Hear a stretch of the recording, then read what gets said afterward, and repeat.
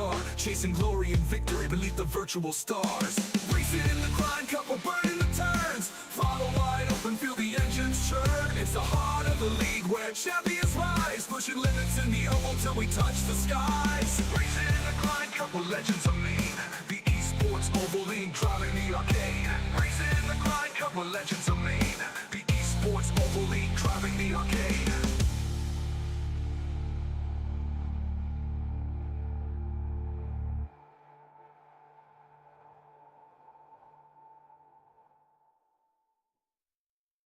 Under the lights, engines roar, we're ready to go. The esports oval league with the best race to show. Grinding gears, chasing dreams on the virtual track. No looking in the rear view, there's no turning back. Every lap it's a battle, every corner's a fight.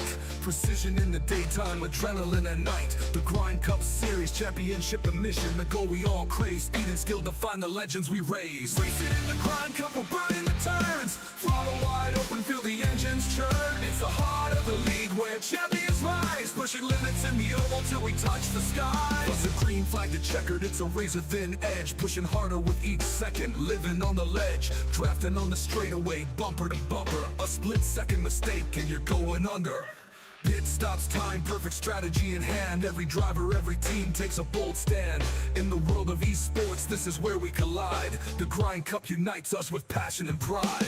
Racing in the Grind Cup, we're burning the turns. Throttle wide open, feel the engines churn. It's the heart of the league where champions rise, pushing limits in the oval till we touch the skies. As the tires screech, hearts pound, adrenaline's fire. Lap by lap, chasing that finish line desire. Rookies and legends all fight for the crown, but only one will take the title down. Every lap it's a battle, every corner's a fight. Precision in the daytime, adrenaline at night. The Grind Cup Series, championship and mission. The goal we all crave, speed and skill define the legends we raise. Racing in the Grind Cup, we're burning the turns. Throttle wide open, feel the engines churn. It's the heart of the league where champions rise, pushing limits in the oval till we touch the skies. From the green flag to checkered, it's a razor thin edge, pushing harder with each second, living on the ledge, drafting on the straightaway, bumper to bumper. A split second mistake and you're going under. From the green flag to checkered, it's a razor thin edge, pushing harder with each second, living on the ledge, drafting on the straightaway, bumper to bumper. A split second mistake and you're going under. Pit stops, time, perfect strategy in hand. Every driver, every team takes a bold stand. In the world of esports, this is where we collide. The Grind Cup unites us with passion and pride. Racing in the Grind Cup, we're burning the turns. Throttle wide open, feel the engines churn. It's the heart of the league where champions rise, pushing limits in the oval till we touch the skies. So here's to the racers, the oval league's pride. Through every twist and turn we ride or die. In the Grind Cup Series we find who we are, chasing glory and victory beneath the virtual stars. Racing in the Grind Cup, we're burning the turns. Throttle wide open, feel the engines churn. It's the heart of the league where champions rise, pushing limits in the oval till we touch the skies. Racing in the Grind Cup, we're legends of mean. The esports oval league driving the arcade. Racing in the Grind Cup, we're legends of mean. The esports oval league driving the arcade.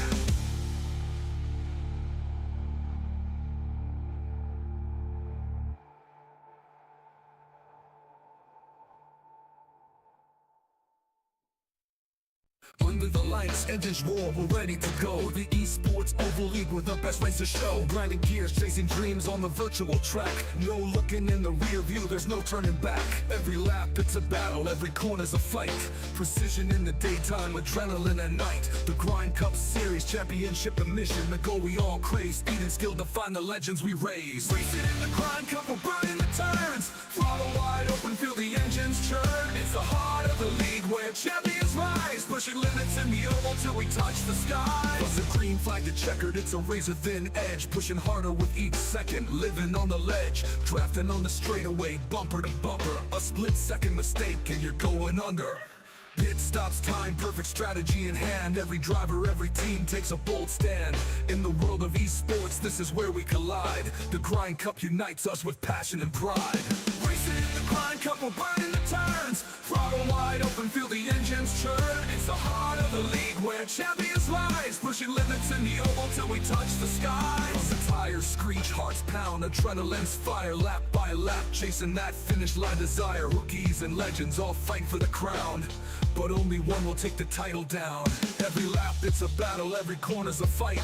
Precision in the daytime, adrenaline at night. The Grind Cup Series, championship and mission, the goal we all crave. Speed and skill define the legends we raise. Racing in the Grind Cup, we're burning the turns. Throttle wide open, feel the engines churn. It's the heart of the league where champions rise, pushing limits in the oval till we touch the skies. From the green flag to checkered, it's a razor thin edge, pushing harder with each second, living on the ledge, drafting on the straightaway, bumper to bumper. A split second mistake and you're going under. From the green flag to checkered, it's a razor thin edge, pushing harder with each second, living on the ledge, drafting on the straightaway, bumper to bumper. A split second mistake and you're going under. Pit stops, time, perfect strategy in hand. Every driver, every team takes a bold stand. In the world of esports, this is where we collide. The Grind Cup unites us with passion and pride.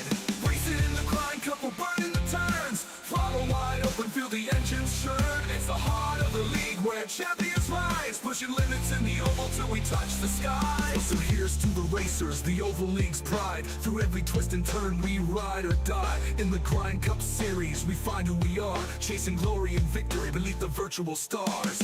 Racing in the Grind Cup, we're burning the turns. Throttle wide open, feel the engines churn. It's the heart of the league where champions rise, pushing limits in the oval till we touch the skies. Racing in the Grind Cup, we're legends of mean. The esports Oval League driving the arcade. Racing in the Grind Cup, we're legends of mean. The esports Oval League driving the arcade.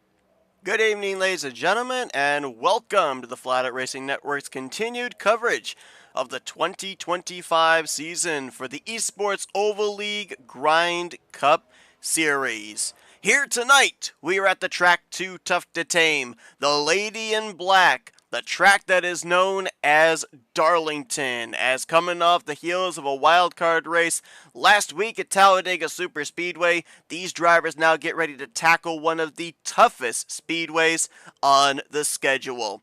We got a total of 190 laps here this evening. Of course, 2 stages where points are going to be given out, a playoff point to our respective stage winner or winners. And we are getting forward to finding out who is going to be the one to topple the track that has so many different nicknames. Who's going to get the checkered flag and who's going to be leaving with that patented Darlington stripe? We are moments away from finding out. I'm Seth Cole, flying solo here tonight. My broadcast colleague Scott Rankin not available here this evening. Hopefully we'll have him back in the booth next week, though next week is also kind of up in the air whether we will be broadcasting or not. Give a little bit more information on that in just a few moments. But getting ready here tonight as the point standings coming into this evening, it's still awfully close. Last week we saw a first-time winner go to victory lane, so we'll be following his progress here for the remainder of this regular season. And with the running of tonight's event, we have officially hit the halfway point of the regular season. So one could say, in effect, we are now in the home stretch towards determining who the drivers are that are going to battle in this season's playoffs. Right now, we've got a total of 5 drivers who are eligible to get into the playoffs through victories. Alan Dobbs with 4 wins, Kyle Holden, the points leader, with 3, and then DJ Daniels, Brandon Cooper, and Christopher Reese with 1 win apiece. Right now, that would open the door for 11 drivers to get in through points, as we are still awaiting what the situation would be for last week's winner, Tanner Marr. We also don't know the situation of another former winner on the season in Jeremy Richmond, who is way down there in the point standings. And then, of course, as well, we had Tom Bourne go to victory lane earlier on this season at Dover, but his win did not count towards a playoff position. So right now, 5 drivers would be in through victories. 11 drivers would be making up the rest of the playoff grid through points. We could see any one of those 11 drivers win their way into the playoffs here tonight. Qualifying is currently underway. It will conclude in about a minute and a half. A couple of drivers to keep an eye on here in this one that were up there near the top of the speed charts in practice. If you're looking for maybe that underdog driver to get their first win of the season, Peyton Holland comes into this race 12th in points, had a great run last week at Talladega, jumping up 3 spots in the standings. Right now, he, I believe, would be in one of the playoff positions, and he was fastest in practice. One of the cool things about Darlington here tonight as well is our 3rd themed race of the season. We of course had the Looney Tunes race, all the custom Looney Tune liveries back at Auto Club in the middle of February. We had the sports themed race at Pocono in early April, and here tonight in fitting fashion at a historic racetrack, it is throwback night, as several drivers going to be donning throwback schemes, paying homage to drivers from the past and schemes from the past, others throwing back to schemes that were early on in their iRacing careers. We'll be covering all of them during the course of this race here tonight, but super cool when we end up having these themed races, and no better racetrack to have throwback night than at a historic venue like Darlington. Stages here tonight. First stage will be 45 laps in total. At the conclusion of lap 45, stage 1 will be completed. Top 10 in points will get stage points, and the stage winner will get a valuable playoff point. We then run into stage 2 that will conclude at lap 90, giving us a little bit under 45 laps for that one. Again, same payout at the conclusion of that, and then we turn them loose for 100 laps for the conclusion of this race. Qualifying has concluded, and Brian Zimmerman is going to line up his number 28 on the pole position. he will be joined by three-time winner Kyle Holden on the front rows. So mentioned about possibly a different driver going to victory lane here tonight. How about that historic Texaco Haviland throwback there, the Davey Allison throwback, going to start front and center in this evening's event. 26 drivers scheduled to take the green flag in this one as we show you your starting lineup for this evening's race. Holden going to start on the outside of that front row. Christian Ruse, this may be his best qualifying effort of the season as he will be on the inside of the second row with Jonathan Cogswell. Row 3 finds four-time winner Alan Dobbs trying to get back to victory lane, and Trey Whitehead will be to his outside in 6th. Brock Whitehead. We got two Whiteheads in the field this evening as Brock makes his first start of the season in the 71 car alongside of Larry Bell, who brought it home on the podium last week. Rest of your top 10 going to be completed by last week's winner from Talladega, Tanner Marr, looking for 2 in a row. Tyler Rice going to complete the top 10 as we take you through the rest of your starting lineup here this evening.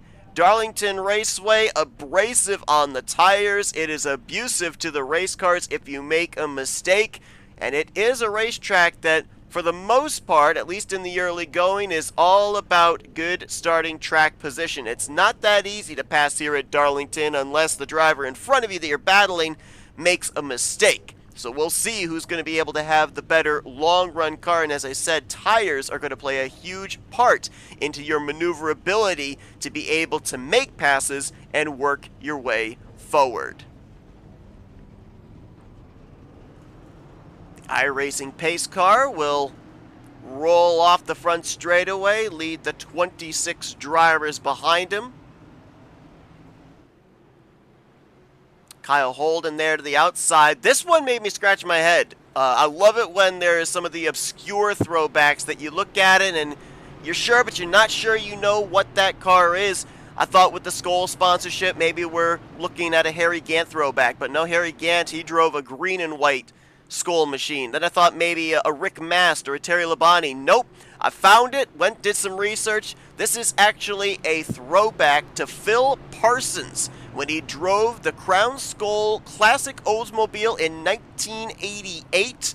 Finished third in the Daytona 500 behind Bobby and Davey Allison, and starts alongside of a Davey Allison throwback on the front row. How apropos is that?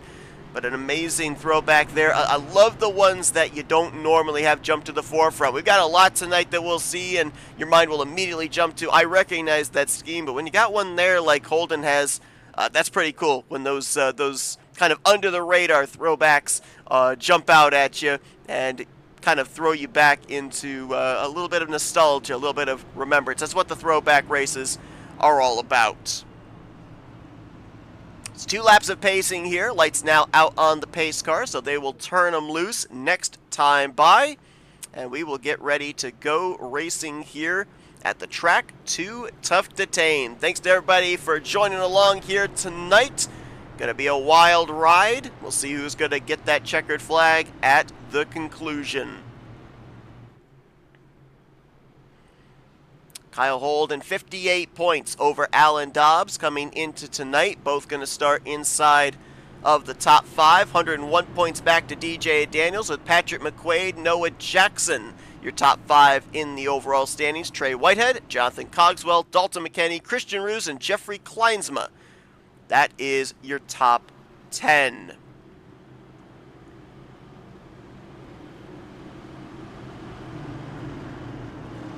Pace car makes the left-hand turn to pit road. And we're ready to go throwback racing here tonight at Darlington in the Grind Cup Series. Davey Allison and Phil Parsons gonna bring us down. Throwback night from the track Too Tough to Tame is green.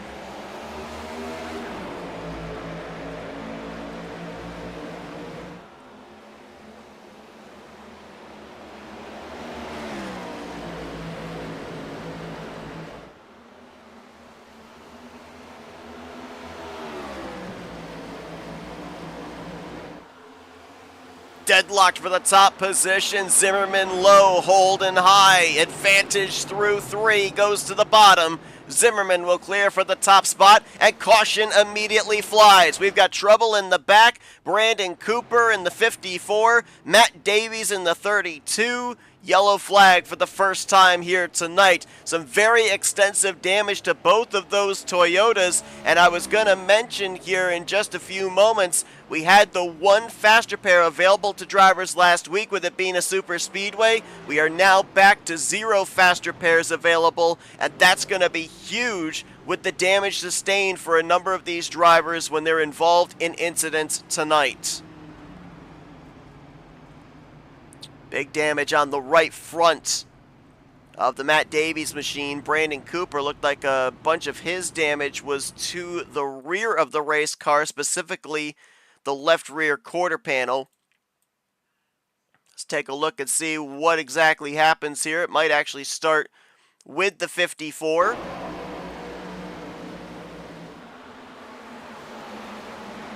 He's going to get a little help from behind by Dalton McKenney. Corrects him back up the track. Nowhere for Matt Davies to be able to go, and I'd be a little bit concerned when there's contact with the rear end of the car. We see so many times drivers with a broken suspension breaking the toe. It doesn't look like the suspension's broken on the 54 right there. So he might be okay, as we'll try and get another camera angle of this. Cooper, a former winner this season, started pretty deep in the field and back in traffic with the contact from the 46 behind him up and into the outside wall. So if we're going with the throwback theme, Jimmy Johnson getting into Kyle Busch with, I guess we'll say, Jesse Love involved, as I don't really know if that wheel-in sponsorship on the 32 is necessarily a throwback. It is a scheme that Jesse Love has driven in the Xfinity Series, however. And I'm trying to remember if Kyle Busch has driven I think his wheel-in car is usually red and white, not the yellow and black that the 32 is sporting here tonight. So caution now for the first time here this evening. Brian Zimmerman, Kyle Holden, Jonathan Cogswell, Christian Ruse, and I believe Alan Dobbs were the top 5 at the time that caution was waived. We had a driver that started this race from pit road in Johnny Williams, and we had about a half dozen drivers that came down pit road on this caution. Ryan Catalano, Mark Gonzalez, Chris Roberge, Noah Jackson, as well as Dalton McKenney. And then Brandon Cooper, Matt Davies, obviously on pit road for damage repair, but they have returned to the racetrack and are still on the lead lap. We'll have to see how up to speed they are here for the remainder of tonight's event, as I believe I saw the lights are out and we're getting ready to go back green here. Lap 4's completion on to lap 5. Zimmerman and Holden had a great side-by-side battle there on the initial start of this race. Let's see if they do so again, as Zimmerman will be the control car.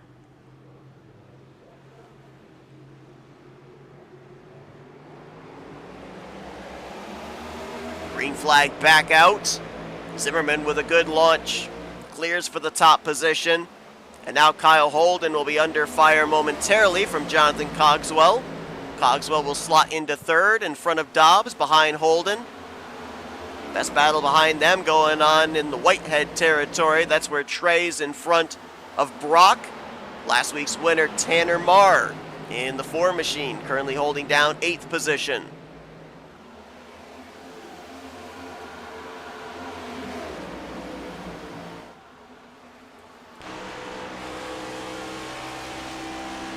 Kyle Holden putting the pressure on Brian Zimmerman for the race lead.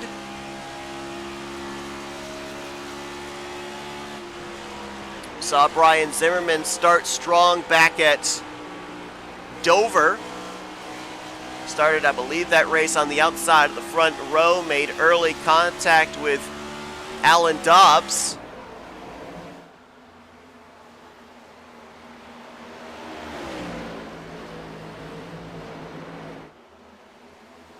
I believe Kyle Holden was the pole sitter for that race at Dover and dominated that race. Now trying to find a way by this 28 car with Jonathan Cogswell looking on in the third position. Cogswell's got about the best seat in the house right now as we ride on board with the 27. Oh, up and into the wall, you saw that sparks coming off of the right side of the 28. That was through 1 and 2, the faster section. And now Zimmerman's going to go from the lead back to third. Holden goes to the point, and we saw Cogswell make the pass to move into second. New race leader, driver 59.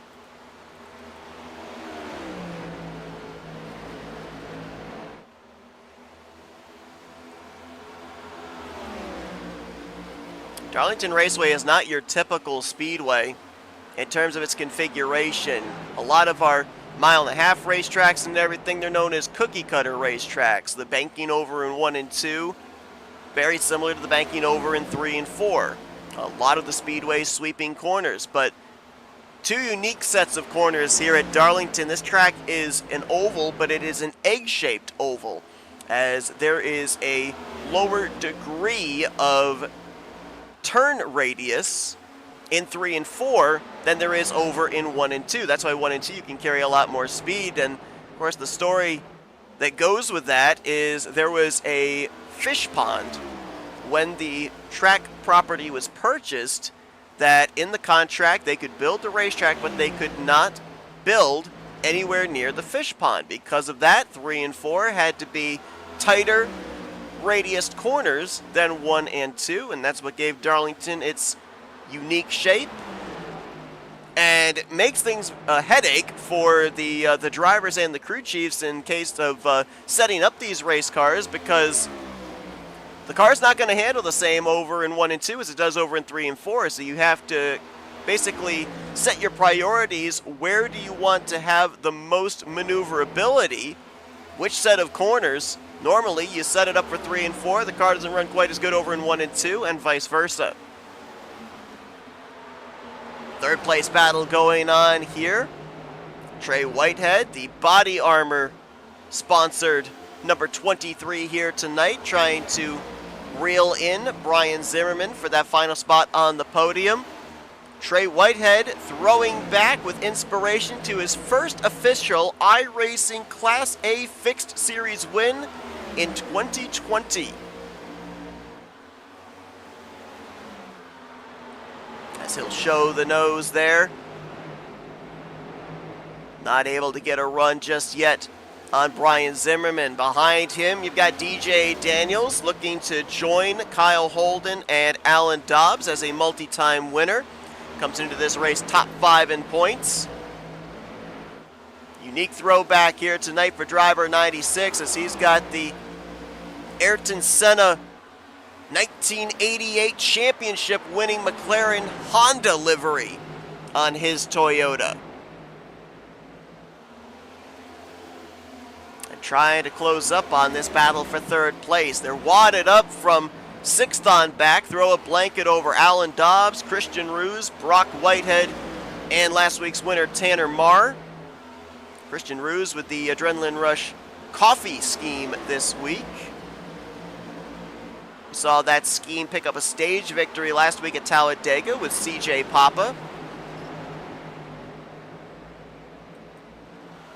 Alan Dobbs started 5th, currently 6th. And starting to reel in Brian Zimmerman, who just lost a couple more positions to Trey Whitehead and DJ Daniels, and now continuing to fall back here. He's going to fall back outside of the top 5 and slot in right now in the 9th position. Got to wonder if getting up into the wall, as we saw earlier, may have played a part into this. He's continuing to free fall. Or has he just used up his tires here in the early going? He is now fallen like a rock back to 14th place. Trying to get a good look at the right side of that machine, see if he's got a Darlington stripe, and nothing visible there. He may have just brushed the wall. I don't think he pounded it. But we definitely saw sparks coming off that car. He was at least up brushing the wall at one point, and that may be majorly affecting his race car here on the long run. Kyle Holden continues to lead. A driver that is on the move right now. If we're looking for a driver on the long run, actually a couple of them just now breaking into the top 10. That'd be Mark Gonzalez in the 8 and the Dale Jr. throwback, and then Noah Jackson just behind him in the Ward Burton throwback, that number 20 machine. Those two have been slowly working their way forward. Gonzalez starting from 17th and up 8 positions to 9th. Noah Jackson started 18th and currently in 10th. These are two drivers who came to pit road under our only caution, and they are taking advantage here with those fresher Goodyears, working their way up through the field now to 9th and 10th respectively. We talked about Brock Whitehead. First appearance in the series this season. His debut here tonight in the number 71 machine. This is a throwback scheme. We talked about Trey Whitehead with a throwback to a previous iRacing livery. Same here for Brock Whitehead as he's throwing back to his first ever league win at the Charlotte Motor Speedway on October 29th, 2021. And giving this car a good run right now, currently holding down the 7th position. DJ Daniels has made his way around Trey Whitehead, so he has gone to 3rd place. Whitehead back to 4th. This all taking place, though, about 1.6 seconds behind the race leader, Kyle Holden, who has not been able to get away from Jonathan Cogswell. Cogswell has kept the 59 in check. This may be about the biggest lead that Holden's had so far over Cogswell, about half a second. And Cogswell looks really, really strong through 3 and 4. 1 and 2, Holden will open up a bit of a gap, but then into the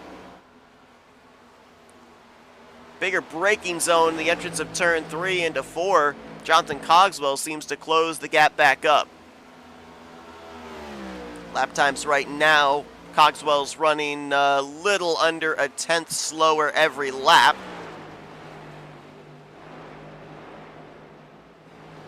As Mark Gonzalez continues his march forward, he and Noah Jackson, they just both completed the pass around the 4 of Tanner Marr. Let's go on board with this number 8 as he now closes up on Brock Whitehead, and let's give you an idea on how a driver sets up another car for a pass here at a track as technical as Darlington Raceway.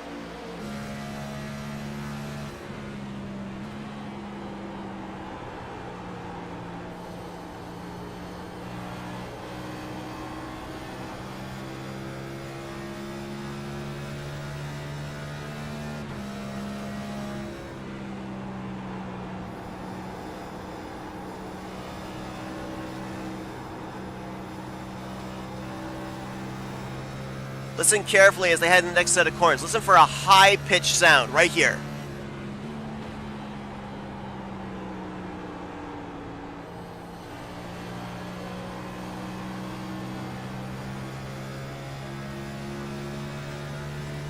That sound you were hearing, that high-pitched sound, maybe a high-pitched crowd sound, that is the tires sliding, squealing, begging for mercy. Mentioned how abrasive this track is on the Goodyears, and you could hear it audibly as Mark Gonzalez starts to set up Brock Whitehead for that 7th position.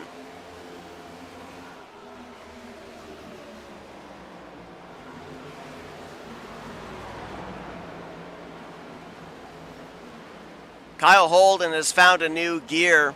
What was half a second between himself and Cogswell has tripled in size, now 1.5 seconds from Holden back to Cogswell, and Cogswell's troubles may be more in the rearview mirror than out the windshield as DJ Daniels is starting to close up for the runner-up position. We just saw the pass there for P7. Mark Gonzalez getting by the 71 of Brock Whitehead. Wounded race car of Zach Davies there. Matt Davies pulling way down there to the apron to give room. Little smoke right there. Was that Christian Ruse maybe brushing the outside wall off corner exit? Could very well have been. But Matt Davies now a lap down. Johnny Williams sitting on pit road. He is currently 26 laps down as he started the race from pit road.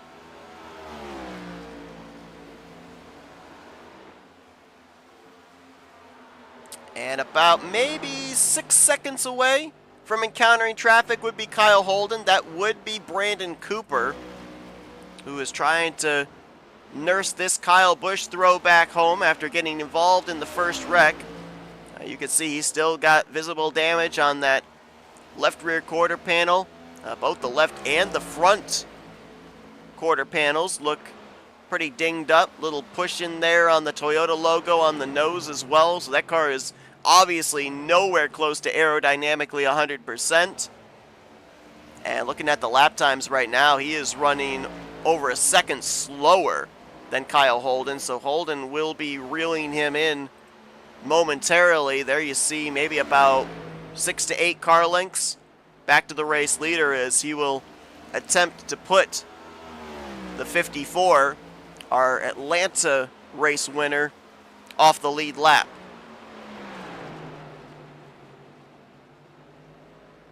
Let's drop back to second. It's under contest, and it's over just as soon as it began. Alan Dobbs all of a sudden is working his way forward. He got by DJ Daniels and closed up on Jonathan Cogswell very quickly. He's running the second fastest lap times right now of those inside of the top 5. Fastest lap times are currently being turned by Mark Gonzalez, but again, remember, he's got the tire advantage over the other drivers in front of him as he came to pit road under our only caution so far here tonight. We do have a guaranteed caution coming up in about 12 laps as Kyle Holden is looking for yet another stage victory. He's got 6, Alan Dobbs has got 6, and right now with a little more than 3 seconds separating the two, they are looking to have the tiebreaker, if you will, see who can get to 7 first, as Mark Gilbert just went a lap down in the 17 car. Now the first car 1 lap down in 23rd place. Well, Brian Zimmerman started this race from the pole. He has drifted all the way back to 21st position now. Only 1 car between him and the race leader, that being Peyton Holland. I mentioned his name earlier on because he was top of the board in practice, but he is going to fall a lap down in that very familiar Dale Sr. throwback. That, of course, was the Coca-Cola scheme that Dale Sr. ran back at Suzuka in Japan. But it is now a lap down here. First car 1 lap down in 22nd place. Let's highlight some more of the throwback schemes here tonight. We saw this driver have some contact with Brandon Cooper that brought out our only yellow. This is Dalton McKenney's Jimmy Johnson throwback as Tanner Marr up into the fence there, and he's drifted back out of the top 15. If I'm not mistaken, I believe this is 2002, the year that Johnson drove this livery for Hendrick Motorsports. And just up ahead, another Hendrick throwback, the very familiar Rainbow Warrior Flames on this number 15 of Jeffrey Kleinsma, the DuPont sponsorship, throwing it back to Jeff Gordon. Don't know an exact year on this one either. If I were to wager a guess, I would say either 2004 or 2005. Keeping the Hendrick train going, how about Terry Labonte, the Iron Man? Throwback featured on Chris Hubka. Hubka right now in the 16th position. And I believe, I'll double check, but I believe that is all of our throwback schemes here tonight that we have highlighted.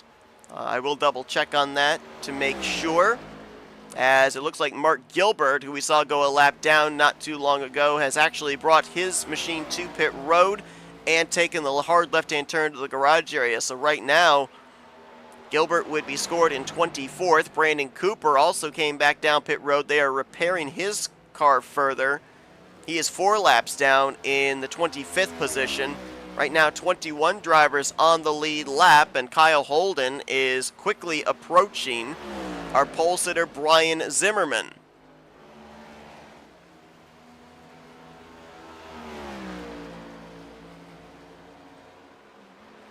Number of drivers that were up there towards the front have faded back here late in this first stage. Tanner Marr was up inside of the top 10, and he is now back in the 20th position. On the flip side, we talked about Mark Gonzalez and Noah Jackson working their way forward. Well, Mark Gonzalez has now gotten up to the 3rd position, just got by Christian Ruse, and he is continuing to still put down some of the fastest lap times this long into the run.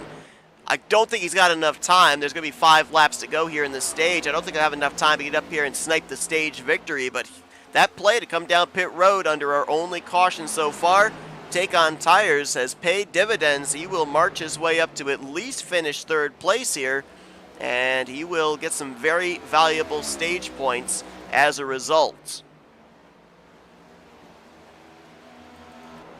This is 9th and 10th. Right now, well, actually 7th through 10th. Noah Jackson, DJ Daniels, there's Patrick McQuaid there. And Tyler Rice battling hard here inside of the top 10. Got to be smart.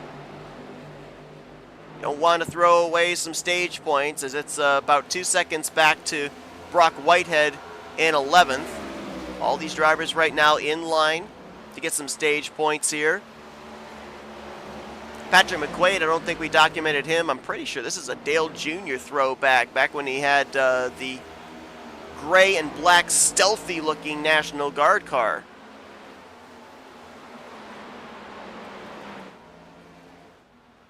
Less than 3 laps away here for Kyle Holden, who will look to get his series leading 7th stage victory on the season. Holden got the race lead from Brian Zimmerman, and he has not looked back. He has over 3 seconds back to Alan Dobbs, who is currently in line to finish 2nd. Mark Gonzalez, Christian Ruse, and Trey Whitehead, the top 5. Johnny Williams in our chat saying that he left because of a vision problem. Was planning on starting and parking because of it. So Johnny Williams right now scored in 26. We have officially can document the retiring of Brandon Cooper. A tough break there for our Atlanta winner. He will officially finish 25th. Mark Gilbert, we already documented out of the race, in 24th place. Looks like Brian Zimmerman, Tanner Marr, they're just barely going to hang on to the tail end of the lead lap, which will be good news for Peyton Holland, who is right now the only driver 1 lap down. He'd be in line for the free pass, as this time by at the start-finish line. Oh, wait, hold the phone on that. Peyton Holland's actually going to lose another lap here, so he'll actually fall 2 laps down, which will only get him to 1 lap down with the free pass, as out of 3 and 4, Kyle Holden will come to the stripe. Green and white checkered flag in the air. Caution should fly here for the conclusion of the first stage.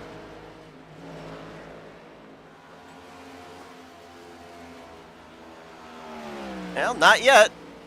Might be waiting for those final spots of the top 10 to complete. Yep, we were just waiting for the top 10 to cross the start-finish line, and there is the stage caution. So Holden with the stage victory, his 7th of the season. Dobbs will bring it home 2nd, with Gonzalez, Ruse, Whitehead the top 5. Cogswell, Jackson, McQuaid, Rice, and Daniels will hang on to the final spot. That is where the stage points here at the conclusion of stage 1 will be handed out. Drivers will now pick up the iRacing pace car, come down pit road, put on a fresh set of Goodyears, and get themselves geared up for the upcoming second stage. I guarantee you a number of drivers will be coming down pit road and taking the opportunity here under yellow for damage repair.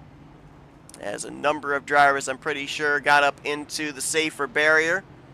DJ Daniels dropped back late. I think he may have gotten up into the wall.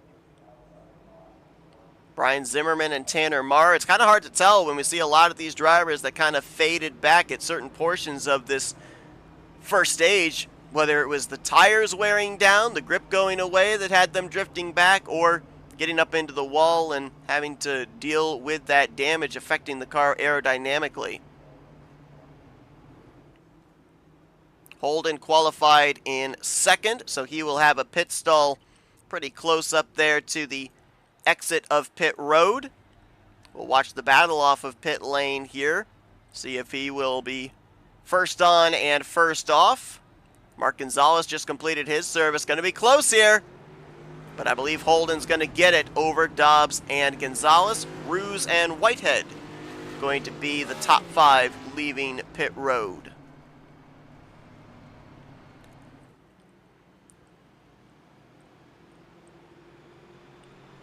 Well, it has been a wild week of racing, as Monday night we saw the Rolling Thunder Gaming Barebones Racing Series at North Wilkesboro for some great short track racing. Jeff Supta picking up his first win on the season. We wait to see who's going to get the checkered flag here tonight at Darlington, and we cap off our race weekend, or our race week here, I should say, on FRN tomorrow night at 9 p.m. Eastern Standard Time, as it's the Talladega Challenge Series second race of the season for season 65. Myself, Michael Norman, Kyle Matthews, going to bring you all the action as they will be at the Burnt Screwdrivers Raceway. Wild, crazy race last week at Talladega Superspeedway. And we'll see what the fallout is going to be. Drivers, their mentality heading into that second race. Some may still be in must-win mode. Other drivers going to start to settle into trying to get those consistent finishes, which are so difficult to get when it comes to superspeedway racing. We're doubled up. We're ready to go. Stage 2 about to be underway here from Darlington Raceway. Second caution tonight, only one caution for cause.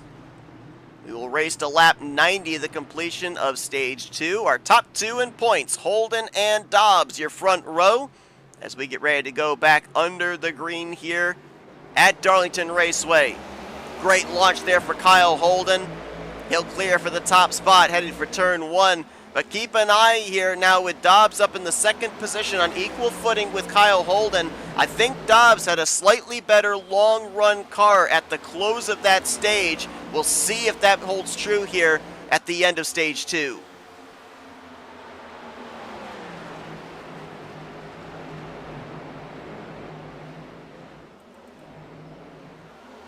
Top 5 all get single-filed out.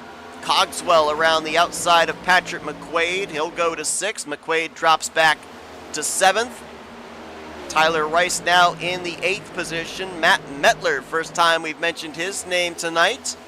Now up into the top 10, as Larry Bell may have gotten up into the wall there off of turn 2 in the 10th position. Hubka under fire from Rylan Facinato. That's 12th position under contest. Noah Jackson right there as well in the 20 car.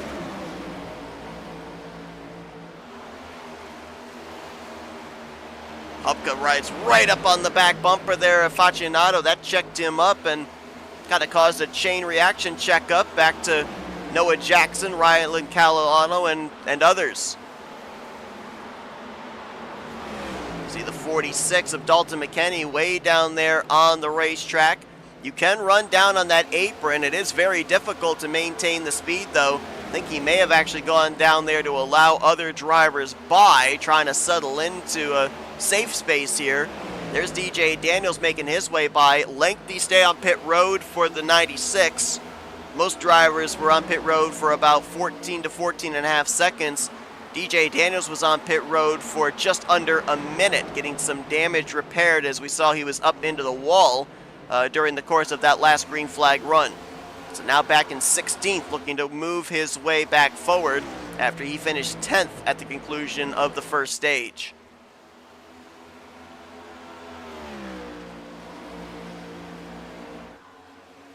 Last week we saw an incredible second start of the season for Tanner Marr translate to his first checkered flag. Tanner Marr, just a few laps ago, actually took his machine back behind the wall. So the elation of victory, the agony of defeat here within 7 days. Tanner Marr right now, it's currently scored in 22nd.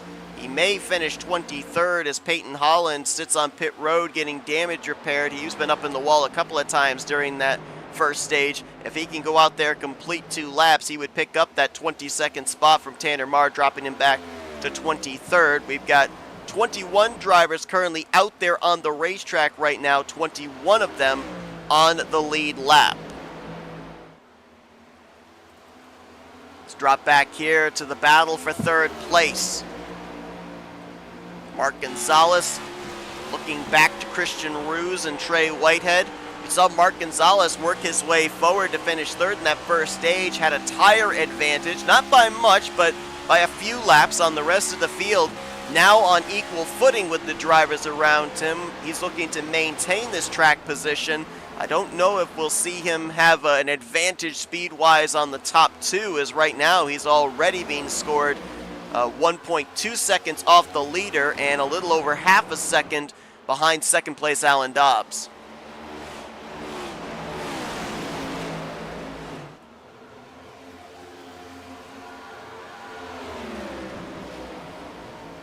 Trey Whitehead currently in the 5th position, Patrick McQuaid in 6th, and Tyler Rice, a part of this 5-car pack, in the 7th position, just back there in the latter portion of your screen.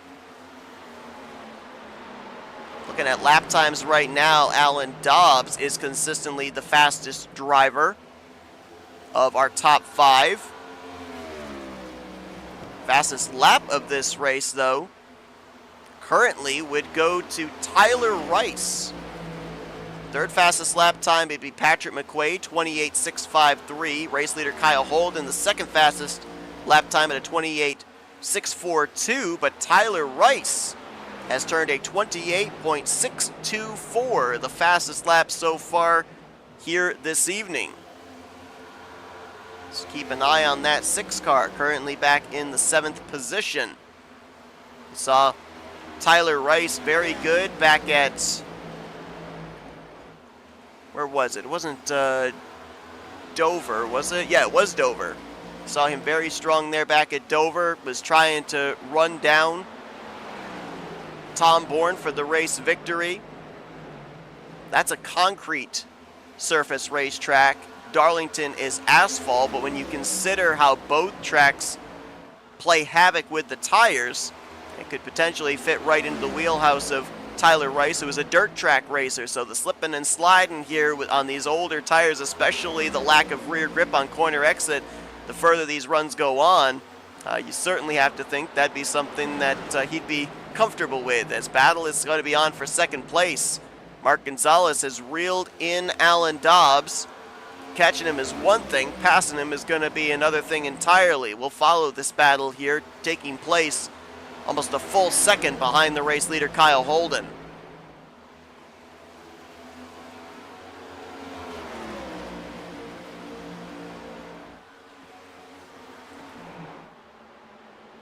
Mark Gonzalez drives it deep into these corners. He did it in 1. He does it again here in 3.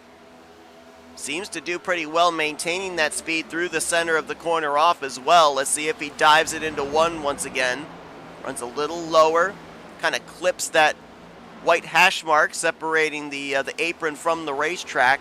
It's only a guideline. It's not an out-of-bounds line. Drivers could put all 4 tires down there below that white line if they wanted to. There's not a whole lot of banking to be able to lean on if you do so, though. And this racetrack, we call it multi-groove because, as you can see in this battle for second place, both drivers, neither one really running the same identical line. It is slightly different in how they approach the entry to the corner, the center of the corner, and their straight line speed on the exit. Mark Gonzalez going to lose touch here, it looks like, with Dobbs for the moment, and Christian Roos ripping the top there, starting to close in on both these drivers. He's bringing company with him, Patrick McQuaid and Trey Whitehead as well. So what was about a 5-car line for third has now become a 6-car line for second.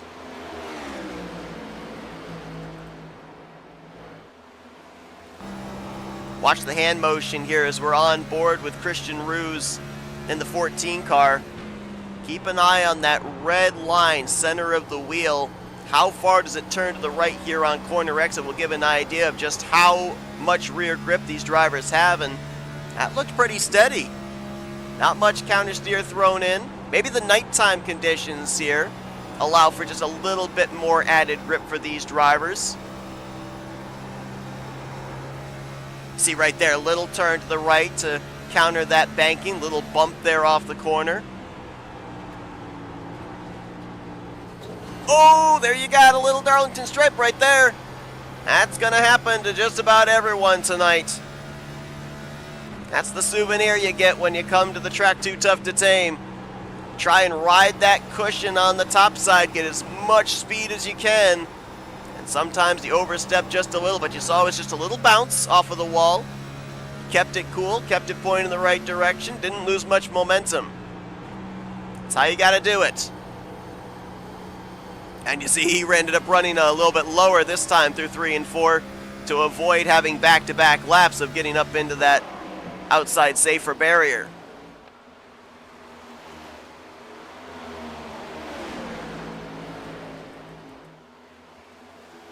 Kyle Holden continues to show the way. Only 2 leaders so far here tonight. Brian Zimmerman starting from the pole position. Kyle Holden took the lead away from him, and nobody has been able to wrestle P1 away from this Phil Parsons throwback since then. 1.2 seconds back to Alan Dobbs, and then about another 2-3 car lengths back to Mark Gonzalez, who's now closed the gap up once again to about a car length and a half, continuing to try to put the pressure on this 35. And remember, as I mentioned back during that run to the green and white checkers, the conclusion of stage 1, Eric Dobbs was running some of the faster lap times, and he was on the same equal setting in terms of laps on his tires as Kyle Holden was. So we'll keep an eye on this interval and see if it progressively shrinks the longer we get into this run. We're only going to have 20 laps left until another guaranteed caution with the conclusion of stage 2. So if Dobbs is going to go up there, get a stage victory, which would then tie him and Holden with 7 stage wins each, he's going to have to close that gap up sooner rather than later. But he also wants to make sure that he has something left to fight with if he does get to the back bumper of Holden.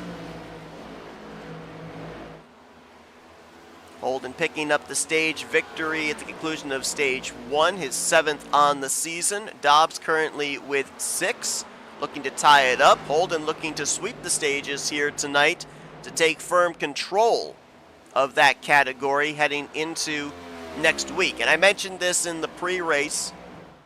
It is right now 50-50 as to whether or not we will have coverage of that race next week. If we are here, it'll be next Wednesday night at 9 p.m. Eastern Standard Time from the Texas Motor Speedway. We do know for absolute certain we will not have coverage of Martinsville in 2 weeks' time on May the 28th. So do not expect to see that broadcast. We will resume coverage of this season on June the 4th when we are at Worldwide Technology Raceway. But again, up in the air right now as to next week, whether the Texas race will be broadcasted. Stay tuned.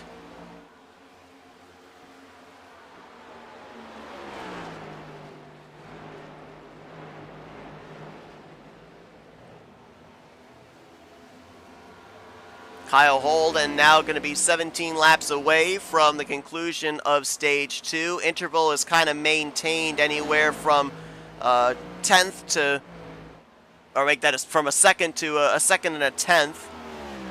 Lap times are pretty even, maybe a slight advantage to Alan Dobbs. If he continued chipping away, he might be on the back bumper of Kyle Holden on the final lap of stage 2. Mark Gonzalez continuing to hold down the third position. A few car lengths back to Christian Ruse in fourth. Another 4 car lengths back to the 5th position with Trey Whitehead, who's had a solid night here at Darlington. Tyler Rice, he didn't get any stage points in stage 1. He's looking to get some here in stage 2. Right now, 6th for the 6 car. Noah Jackson in 7th. Patrick McQuaid lost that spot a couple of laps ago. Drifts back now to the 8th spot with Larry Bell coming off that podium finish last week at Talladega. Right now in the 9th position. And the top 10 is completed with Jonathan Cogswell, who looks back to DJ Daniels. This would be the fight for the final points-paying position in terms of stage points. And DJ Daniels is running much faster lap times than Cogswell. That last time by, he was 0.4 of a second faster. And you can visibly see he is rapidly closing up on Cogswell's Ford. Shows the nose here on the front straightaway, and he'll clear before they even get to turn 1. So DJ Daniels now back up into the top 10 after his extended stay on pit road at the conclusion of stage 1. Little house cleaning of drivers that have run into some issues here tonight.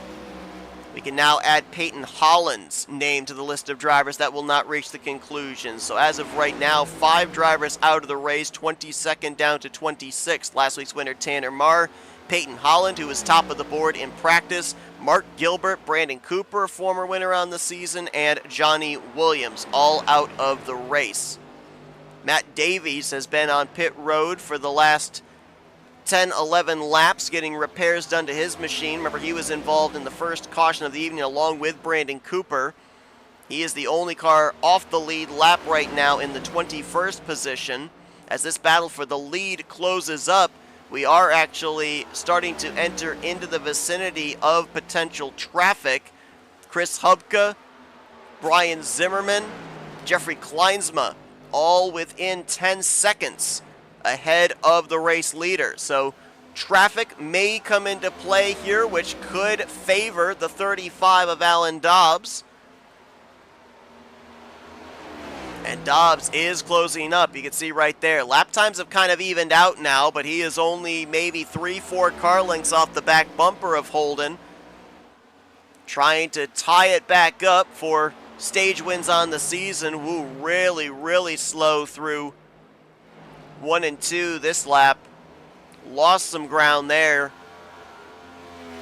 See what the lap times show. Oh yeah, Kyle Holden, 29.599. Alan Dobbs was over a 30-second lap time there, and that might have been a combination of 2 things. One, the tires have worn down as we've been over 30 laps on this set of Goodyears. The other thing, he may have gotten into the wake, the draft of Kyle Holden, which is going to play havoc with the turnability of that nose through the center of the corner, get you really tight. May have pushed him up the track. He had to probably bail out of the throttle, and that lost him both momentum and distance on Kyle Holden.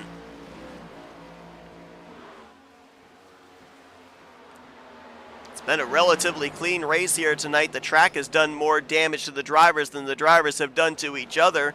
Only 1 caution in the early going for cause involving Brandon Cooper and Matt Davies.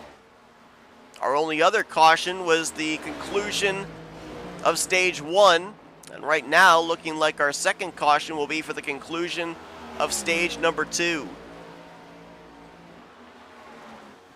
See if we can find some late battles here. Christian Ruse, Trey Whitehead, Noah Jackson, they've kind of closed up on each other, 4th, 5th, and 6th.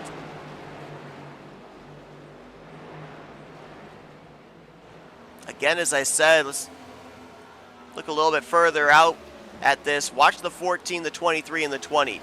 None of them are going to run the same identical line. Rouge actually up and into the wall right there. You could see the sparks coming off of the right side of his machine. I think there may be some visible right front damage now on that Adrenaline Rush Coffee Chevrolet.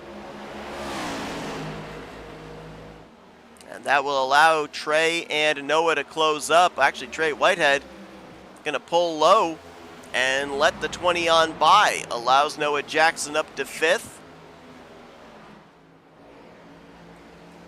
And Jackson will now try and put the pressure on Christian Roos for that 4th spot. It's hard to tell. It definitely looks like there is some visible damage on that right front now. Roos has gotten up into the wall a couple of times, it looks like. Side by side, door to door, wheel to wheel, off of 4 to the start-finish line. Jackson on the inside of Christian Roos. He'll drive it deep into turn 1, slide job up in front, and Jackson will move to P4. Roos back to 5th, Whitehead now in 6th. Little traffic for the leaders to have to deal with there. That was the 15 of Jeffrey Kleinsma. He's going to go a lap down. And he's going to hope that up ahead, Chris Hupka does not fall a lap down. That would then take Kleinsma out of the lucky dog position as Dobbs has closed back up here, coming to 3 laps to go in this stage. Hupka will pull low. He's been up in the wall. Just about everybody's been up in the wall here in this race. You've not raced at Darlington if you don't have some kind of damage on that right side. If you've got a right side with hardly a scratch, well, either you weren't putting your all into it and you were just slowly riding the bottom, or you are very, very lucky.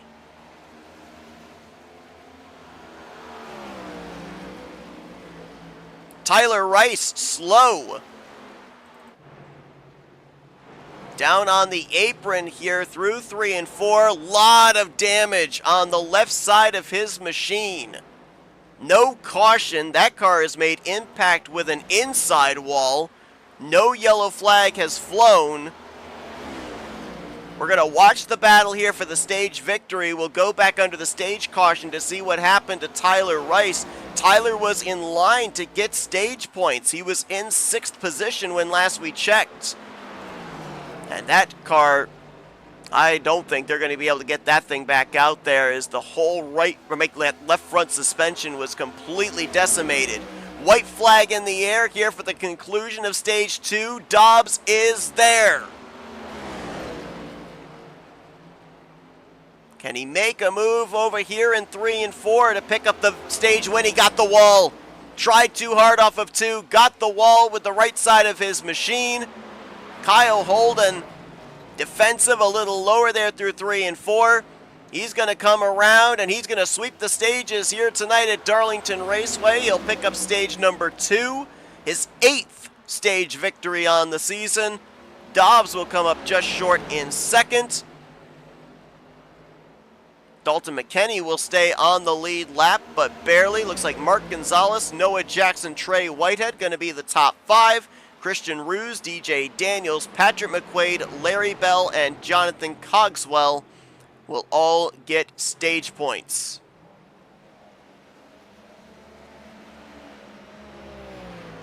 Pit road will be open, no doubt. Everybody's going to be back down pit road. It will be feeding time at the zoo, but let's take the opportunity here under this caution to go back and see what happened in the closing stages here to the 6 of Tyler Rice, who was running up inside of the top 10. This, I believe, was a battle for the 8th position between himself and Patrick McQuaid. Larry Bell to his outside there in the 43, gets the wall, bounces down into Tyler Rice, and Rice is the one that hits the inside safer barrier. And you can see that car continuing to turn into the wall.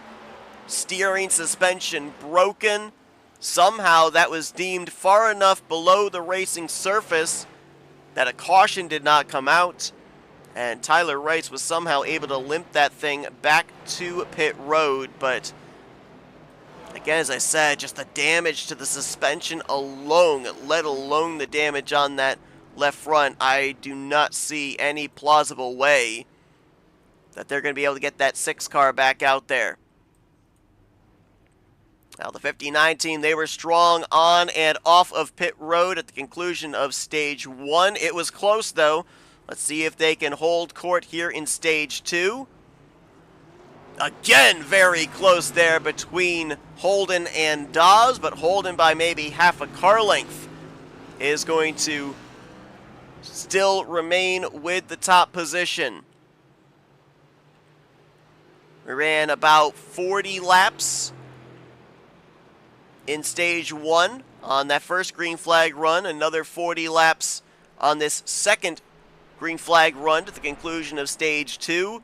This will now be the longest run we will have here tonight, and I would assume that we cannot make it the entire rest of the way without a pit stop. Just how far we can go, I'm not certain, but I don't think on fuel we can go 100 laps. Maybe we can, but I don't know if your tires could hold on for 100 laps.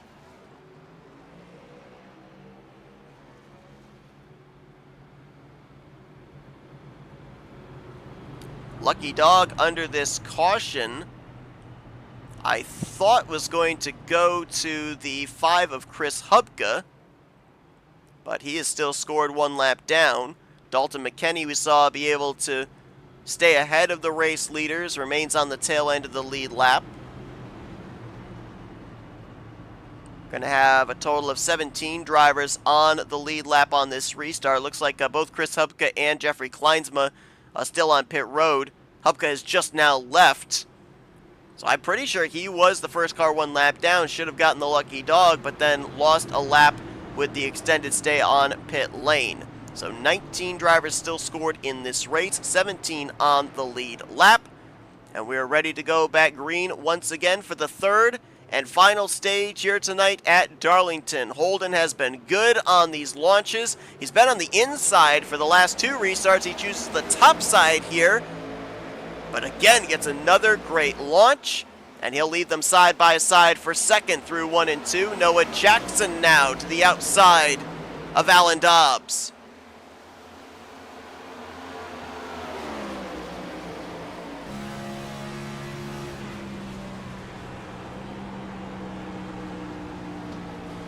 Dobbs clears for the spot on board with Noah Jackson looking ahead. In the rearview mirror, Trey Whitehead in the 4th position. Toyota, Chevy, Toyota, Toyota, Chevy, your top 5 right now.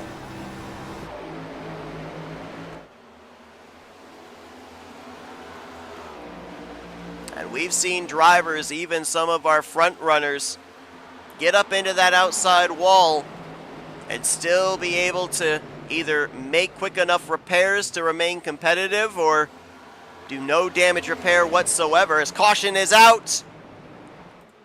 Trouble for DJ Daniels.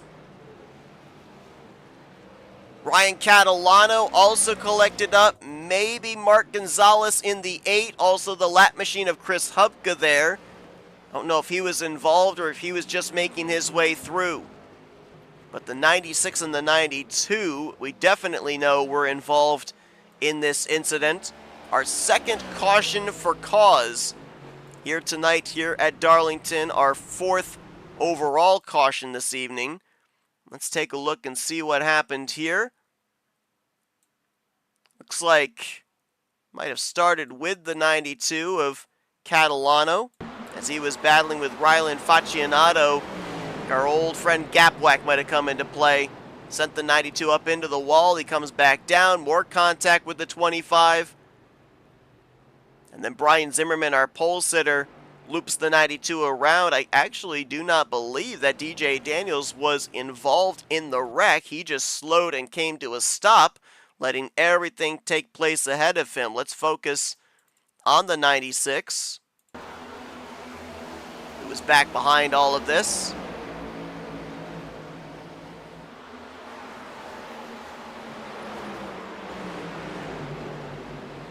Sees the wreck, slows, a little contact with the outside wall, but yeah, for the most part, not involved in that wreck. was the former winner from Auto Club. Let's go on board with DJ Daniels, what he saw out the windshield.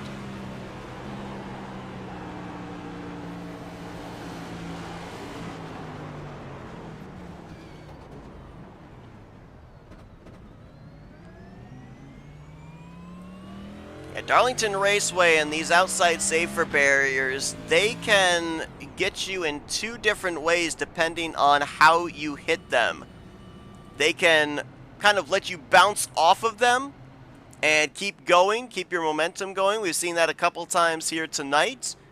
But they can also, if you hit them just right, they can in a sense kind of suck you in, almost kind of like a magnet, where you're not able to get off of them. And I think what we saw right there when Ryan Catalano bounced up into the wall, he was turning left to try and get out of the wall. That drifted him back down into Rylan Faccianato and eventually turned him around off the nose of Brian Zimmerman. So there are different ways that this racetrack will get you with that outside wall, and we kind of saw the opposite effect in this, our fourth caution of the night. So we'll re-rack them up. We'll do it again.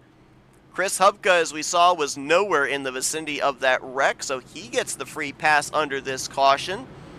That will now have us with 18 drivers on the lead lap. Jeffrey Kleinsman, the only lap machine out there, 5 laps down, so he'd love it to be a race of attrition to get back on the lead lap here. As Kyle Holden, he tested the waters on the top side. Now he goes back to the bottom and gets us back underway. And I have a theory as to why he started on the top last time is on the bottom this time. Look who was behind him. A teammate in Noah Jackson. Jackson restarted 4th on the last restart and restarted 3rd here on this restart. I think that Kyle Holden chose whichever lane the 20 was going to be in to try and help him be able to get the same kind of a launch, get him alongside of Alan Dobbs, and maybe get Jackson up to 2nd place. Didn't work here on this restart, as I'm pretty sure Noah Jackson got the wall out of turn 2. And here comes Dobbs for the lead. Couldn't get to the left rear quarter panel, but the pay window is open now. Alan Dobbs has finished 2nd in both of these stages to Kyle Holden. Holden now has 8 stage victories to Dobbs' 6. And Holden is also trying to sweep the stages, sweep the night with a victory, which would then tie Alan Dobbs for most wins, 4 apiece on the season. Dobbs wants to stand alone with a season-leading 5th checkered flag.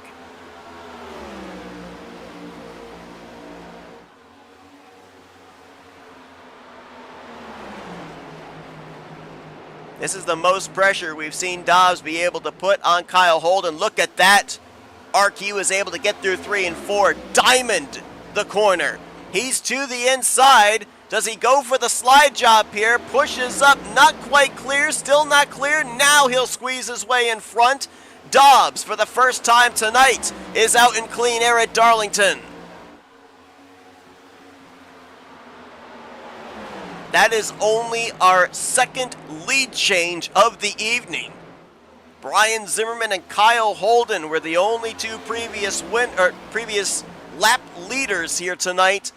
Dobbs will become the 3rd. And now Dobbs will look to set the pace here with less than 90 to go. Holden, for the first time tonight since battling with the pole sitter Brian Zimmerman, finds himself back in dirty air, looking ahead at the race leader. Jackson, nice recovery after we saw him brush the wall on the restart off of 2. He's closed back up on these 2 in that 3rd spot. And Trey Whitehead, looks like he may have had a moment there off of turn 4. Pulled low, let Patrick McQuaid on by. For the 4th position, Whitehead will drop back to 5th. As this battle for the lead is back on, let's take you through the field. Every driver here tonight has had quite an adventure. Alan Dobbs has stayed up in the top 5 the entirety of the evening. Back-to-back 2nds in the stages, and now looking to pick up his 5th checkered flag here in 2025. Kyle Holden's led the most laps. He swept the stages. but now finds himself back in the second position, being dogged by his teammate in Noah Jackson, who started this race deep in the field, played a tire strategy on the first caution, worked his way up through the field, has gotten stage points here tonight as well. He's picked them up the most spots of any driver from start to finish. As you saw some sparks there off the right rear. Patrick McQuaid, solid night, started outside the top 10. Currently the highest he's run this evening in the 4th position. And Trey Whitehead has not fallen out of the top 10 here tonight. Lowest he's been has been 7th. And right now holding down the final spot inside of the top 5. Matt Mettler up here in the closing stages. He's had a quiet night, and that's not a bad thing when it comes to Darlington. He's kept that car clean. Right now in the 6th position after starting outside of the top 10. DJ Daniel, saw him come to a stop there with that most recent caution. Right now holding down the 7th spot. He's been down as far as 20th when he had to repair some extensive damage at the conclusion of stage 1. Solid debut here tonight for Brock Whitehead, up inside of the top 10 in the 8th position after starting 7th. Mark Gonzalez, currently in the 9th spot.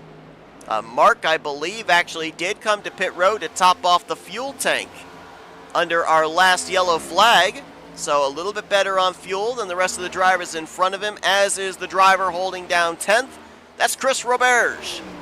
First time we mentioned his name here tonight. And again, kind of the same as Matt Mettler. Not necessarily a bad thing that we haven't talked about him, because he's had a calm, quiet night here at Darlington. Kept that car in one piece and now has something to fight with up here inside of the top 10 in the closing stages.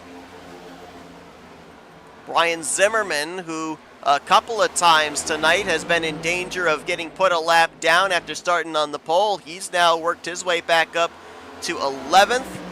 Jonathan Cogswell in 12th. Christian Ruse has drifted back now to 13th place with Ryan Catalano, Larry Bell, the top 15. Facinato, Hubka, Dalton McKenney, the last drivers on the lead lap, as problems for Kyle Holden in the 59. Everyone just scattered, as I think he got up and into the wall. Noah Jackson actually went to the race lead, and we're still under green. Holden, I think, maybe peeling off, headed for pit road. What happened to our Stage 1, Stage 2 winner? Here's a look at it here.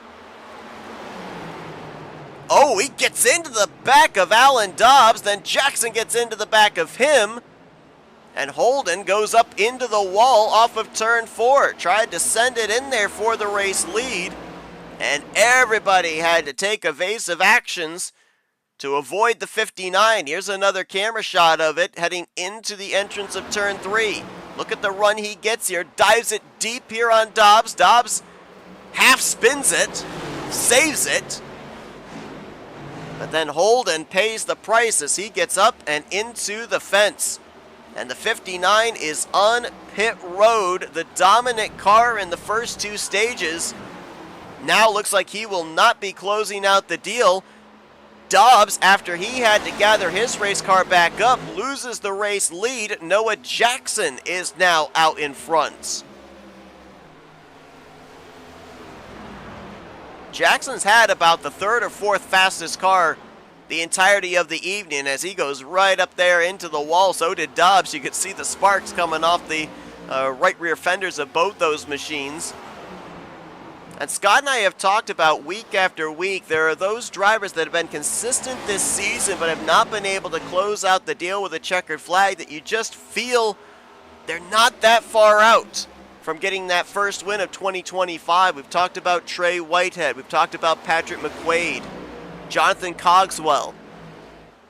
Well, Noah Jackson falls into that category as well. Oh man, he pounded the wall that time off of turn 4.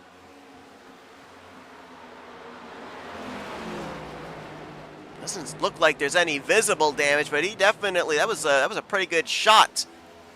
The passenger side into the wall there, and Dobbs will look to close up the gap here to go back to the point.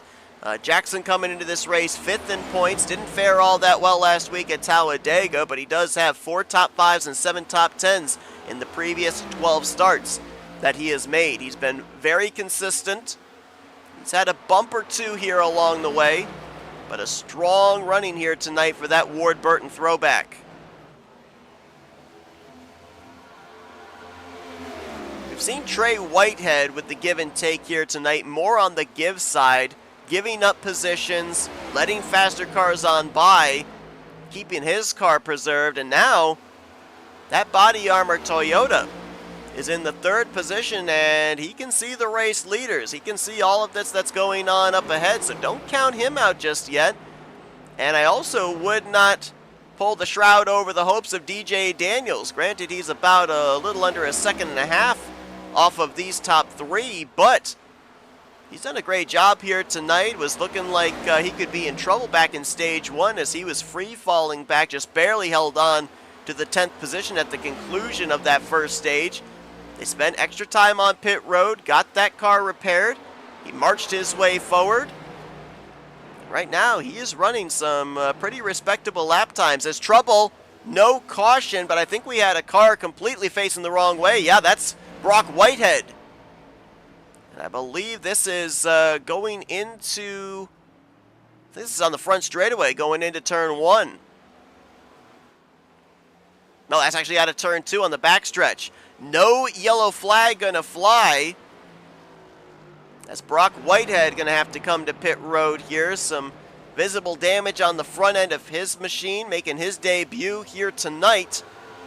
As Dobbs continues to hound Noah Jackson for the race lead. Let's see if we've got an opportunity to cut back and see what happened to the 71 car, who was running up inside the top 10, I do believe. Does he get some help, or does the wall kind of assist here in this spin? He's behind Patrick McQuaid. Oh, and he runs right up on McQuaid's left rear, coming off of turn 2. And the contact sends him down into the inside wall.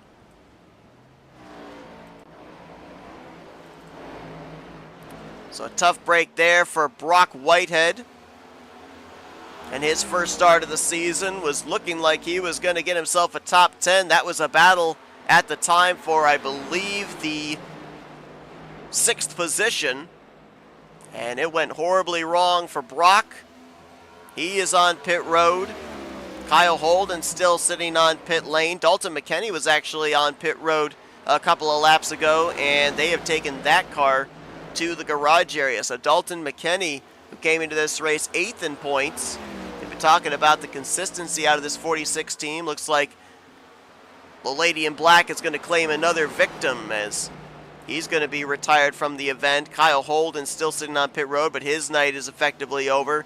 Jeffrey Kleinsma is 5 laps down, still out there on the racetrack, and Brock Whitehead still sits in his pit stall. So we're continuing to pretty much compile the list of drivers who are not going to be in the hunt for this victory here tonight. Is up at the front, Noah Jackson continues to look in the rearview mirror. Alan Dobbs looming large. And Dobbs is searching. He's been experimenting these last couple of laps, running different lines from Noah Jackson, trying to see if there's anywhere that he's able to gain even the slightest advantage to close up and try and make a move for this race lead.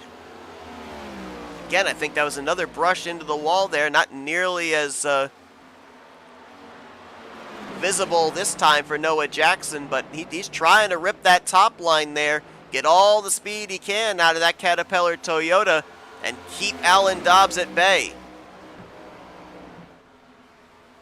It's interesting how the fluctuation of momentum has shifted, it seems, every week between Holden and Dobbs. You go back to when Dobbs was on his tear, Holden missed a week. And then when Holden came back, he was able to get back to victory lane after a dominating performance at Bristol. Took the points lead back.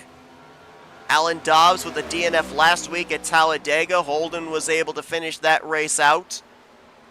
And now Holden runs into trouble here tonight.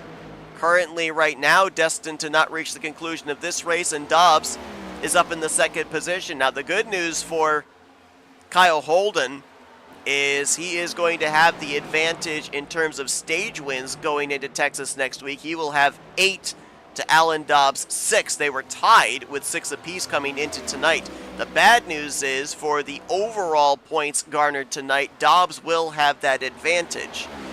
Dobbs finished second in both the stages when Holden won them both. There was 58 points separating those two coming into this race for the overall points lead.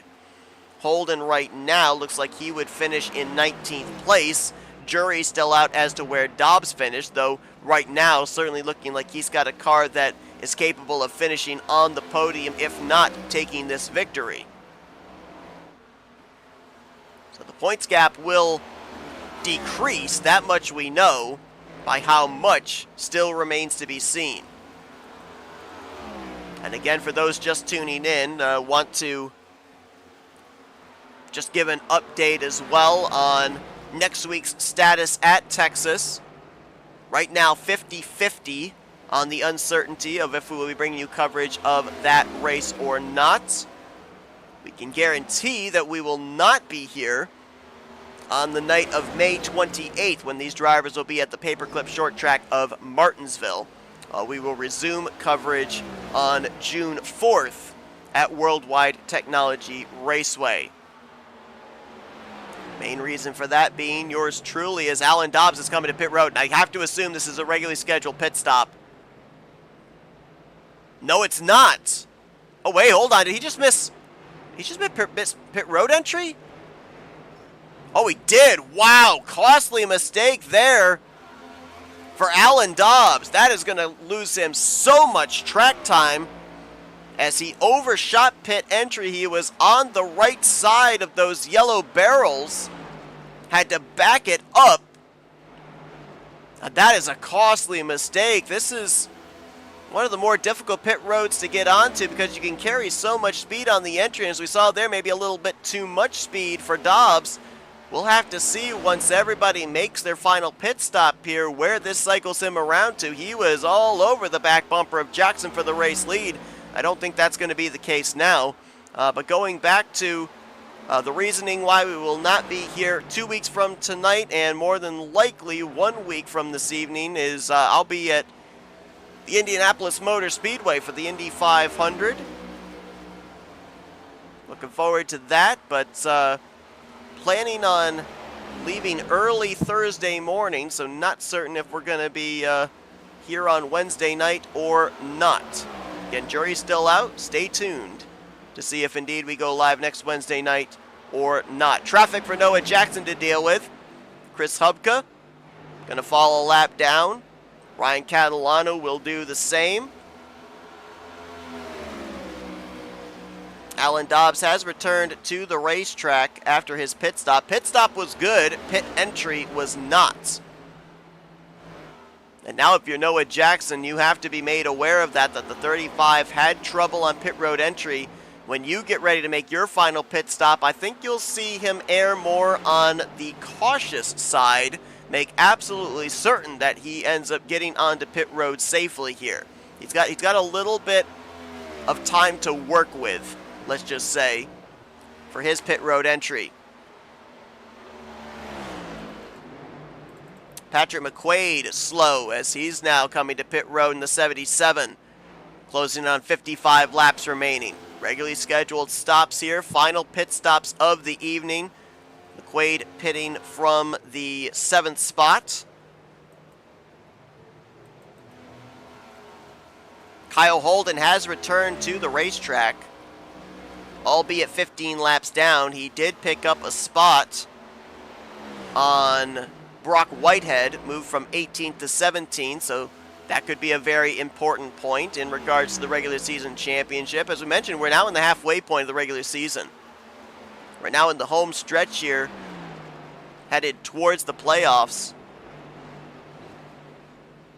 And I feel like we're going to continue to see the back and forth between Holden and Dobbs for who's going to get that regular season championship here in 2025. Noah Jackson was in that conversation for a good portion of the season as well, at a distant third in points. Last week at Talladega, though, he dropped a couple spots in the standings down to 5th, looking to get those points back here this week.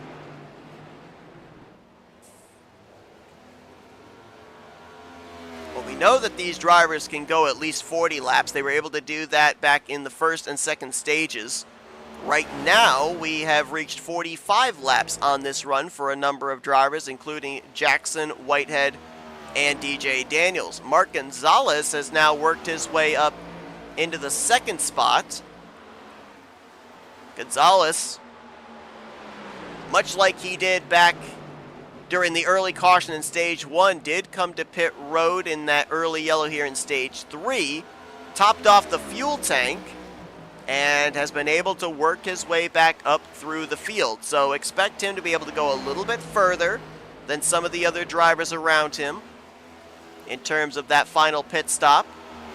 Looking at lap times right now, he is just a tick slower than Noah Jackson, as Ryland Faccianato coming down pit road. We had Johnny Williams in our chat say that Ryland was supposed to be running a throwback here tonight, but he apparently came in with the wrong livery. He was supposed to have a throwback to DW's number 11 Pepsi Challenger car. That would have looked really nice out here under the lights this evening, but unfortunately did not have the livery change here for tonight's race. But he was supposed to have a throwback here tonight. There's the fresh tires of Patrick McQuaid working his way by Noah Jackson. Most drivers, when they pit, are going to lose 2 laps. Some of your front runners may only lose 1. So McQuaid actually getting one of his 2 laps back the hard way. He's now 1 lap down. Alan Dobbs only lost 1 lap on his pit stop, but again, he was running in second. Chris Hupka has come down pit road, has made his final pit stop of the evening, and now we await to see who will be the next one to make the dive. Good comeback run here tonight for Brian Zimmerman. Started on the pole. We saw him fade quickly at the conclusion of Stage 1, but he has now been able to work his way in the closing stages back up into the top 5, currently holding down the 5th position. And Chris Roberge right now in the final spot of the top 5, as there's the fresher tires of Alan Dobbs working his way forward. DJ Daniels on pit road. Ryan Catalano in the 92 as well. There's Jeffrey Kleinsma leaving pit lane. More and more drivers making the dive here, as we are now 50 laps into this run with a little under 50 laps to go. So most drivers look like trying to split this final stage in half. Noah Jackson coming to pit road this time. Let's see how aggressive he's going to be on pit entry. He'll make it on safely here. Nice clean entrance. Now you got to make sure you don't speed. You don't want to be under the speeding gun and give up a bunch of track time, a bunch of position, as Noah Jackson right now, I think, just good execution on pit road here, and he's going to have himself a pretty decent gap back to Alan Dobbs once this green flag cycle is completed. Matt Mettler has also dove onto pit road. Trey Whitehead also. That turns the lead over to Mark Gonzalez, who, as we documented, can go a little bit further. He's got about maybe another 5 laps before he'll have to come to pit lane. Same for Brian Zimmerman, Chris Roberge, and Larry Bell. And Alan Dobbs, despite the fact he had the pit road miscue, those fresher tires are going to pay dividends for him. It's going to make up the ground that he could have lost on that pit road entrance mishap. It looks like he is going to cycle to the race lead. He's right now in the 5th position, 9 seconds ahead of Noah Jackson, as 3 of our top 4 hit pit road this lap: Zimmerman, Roberge, Larry Bell. So we await one last driver in Mark Gonzalez, And he's going to make the dive right here. Wow, what an aggressive entry as he turned hard left off the banking of turn 4. Mentioned we've seen different drivers, different approaches to these corners here. Some different approaches we saw as well to pit lane entrance. We saw Noah Jackson dive very low on the back straightaway. Rode the inside of the apron all the way around. But right there we saw that last minute dive by Mark Gonzalez. Alan Dobbs is indeed going to cycle to the front. That can only be contributed to the laps he was turning on those fresh Goodyears. And now scoring will have him a total of 9.5 seconds ahead of Noah Jackson. So Dobbs won on the front end of these green flag pit stops as he just got the wall right there. Hard impact off of turn 2. But now the question is going to be, will Noah Jackson be able to counter that on the latter half of this run? We kind of split the stage in half. 50 laps and then 50 laps. So those tires are going to be very worn here for Alan Dobbs in the closing stages of this race, which might be why we saw him get the wall. He's trying to get every bit he can here on these fresh Goodyears. Build as much of a gap as he possibly can back to Noah Jackson and then hope that he'll have enough grip in the latter stages of this run to maintain that gap. We will be keeping an eye on lap times for sure, actually. We just had an exchange for second. DJ Daniels getting around Noah Jackson. There's about 2 laps difference in tires between these two. DJ 2-lap older tires. But he just completed the pass there around Noah Jackson, and both he and DJ Daniels ran faster than the leader Alan Dobbs that time by. If we do the calculations here, about 40 laps to go.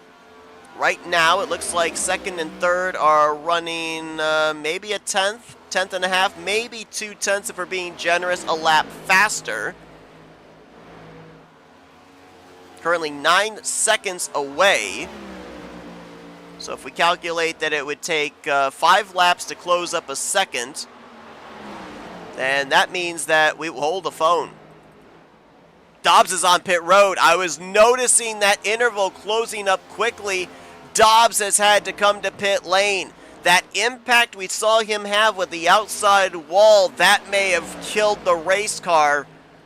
And now Dobbs is going to lose the lead. He's going to lose a lot more. This is obviously an unscheduled pit stop for driver 35. And what was nose to tail for second is now going to be the battle for this race lead. DJ Daniels now the new race leader. First time he's been out in front here tonight. Took 150 laps for him to get out to the lead. Noah Jackson up into the wall there. He rode the wall for a good portion of 1 and 2. And now he's going to lose touch with DJ Daniels in the 96. Dobbs down pit road. Just took on another set of tires here. I'm almost wondering if maybe he's going to cut his losses and see what he can do on fresh tires, try and work his way back forward. I don't know if he's going to be able from 14th place a lap down to win this race. But with Dobbs having his issues now, dropping outside of the top 10, that's going to aid Kyle Holden in maintaining his points gap into next week. Holden right now in 17th place, so only 3 positions difference there. Well, make it 4 as Dobbs just got around Chris Hubka. Dobbs actually, even with that pit stop now, with a caution, would get back in the lead lap as the lucky dog.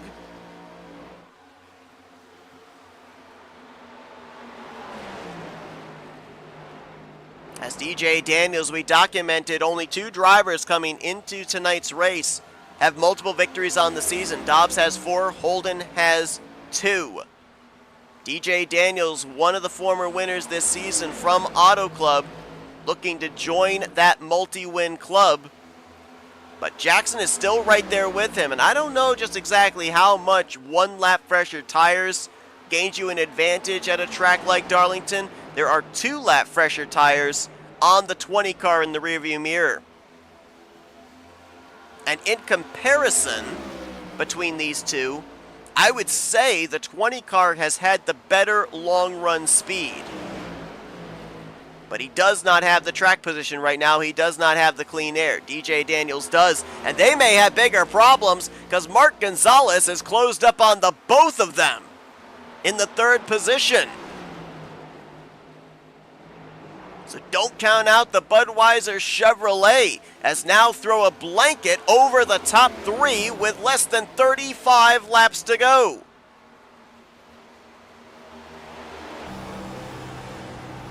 On board with Mark Gonzalez, looking for his first win of the season.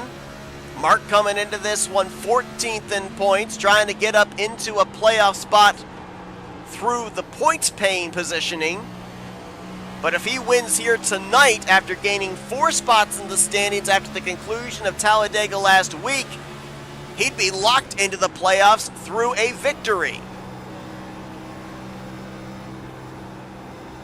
And he was turning some burner lap times before coming up here on Jackson and DJ Daniels. And now this is going to be a heck of a battle in these final 30 laps.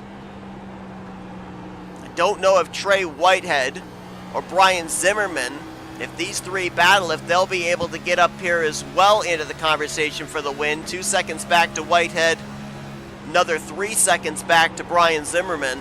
It might be these 3 cars. And remember when we saw them wadded up for the race lead earlier on at the beginning of stage 3? Kyle Holden made contact, nearly spun Alan Dobbs, got contact from behind by Noah Jackson and got up into the fence, ending his night. As Gonzalez, working the wheel, makes his way around the top side of Noah Jackson. To P2 he goes. 1 driver out the windshield to beat in DJ Daniels.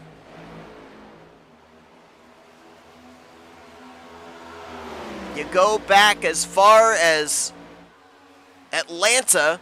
Mark Gonzalez was in the conversation for that win, was battling hard with Brandon Cooper. Cooper threw the block that kept Mark Gonzalez at bay. Mark has been so close numerous weeks of capturing that first win on the season. Tonight could be the night as he sends it in on DJ Daniels. Some contact between the two. Further contact. Daniels will hold him off for the time being out of turn 2. But Gonzalez going to wind that rubber band up and try again here in a couple of laps. How about this lap? Looks low, headed for turn 1. He'll look for the slide job. Can he clear? Up the track.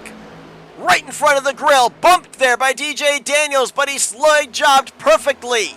And Mark Gonzalez is now the new race leader.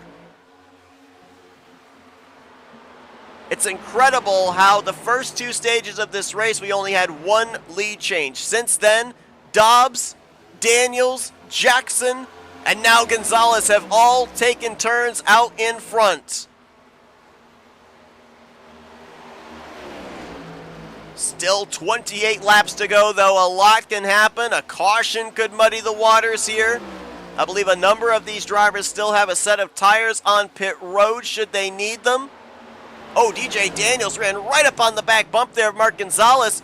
Didn't want to hit him, and he put himself in the wall a little bit there to avoid making contact. He may not have gotten in the wall too badly. He didn't lose much momentum. But he definitely got checked up there in the center of the corner. Was able to drive it in a lot deeper on entry than Gonzalez did.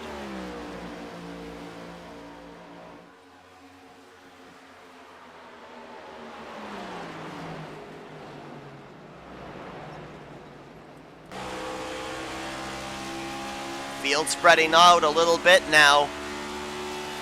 Visible gap back to DJ Daniels. Another gap of about a second back to Noah Jackson. He may have used up his stuff.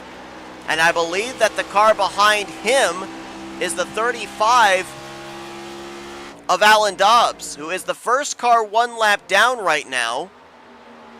could race his way back onto the tail end of the lead lap with the fresher tires that he's got.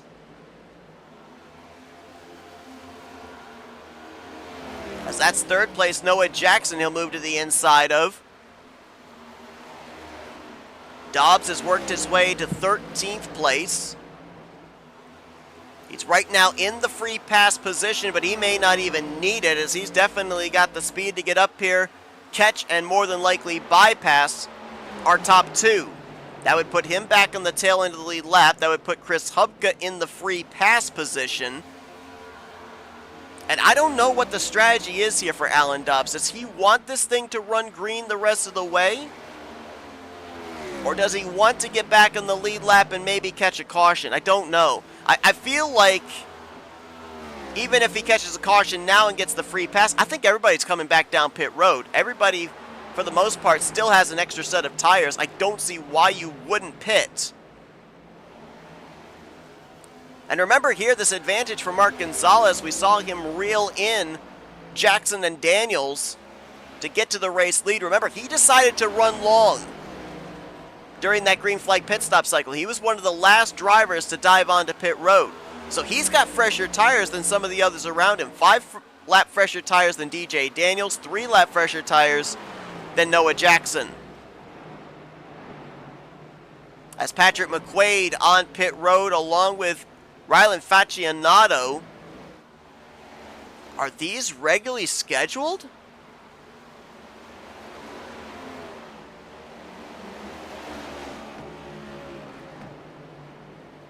Only thing I can think of here for these two drivers is they're coming down, they're taking on that final set, and they're trying to see if maybe it'll get them some forward progress in the finishing results. That's the only thing I can think of for those two drivers.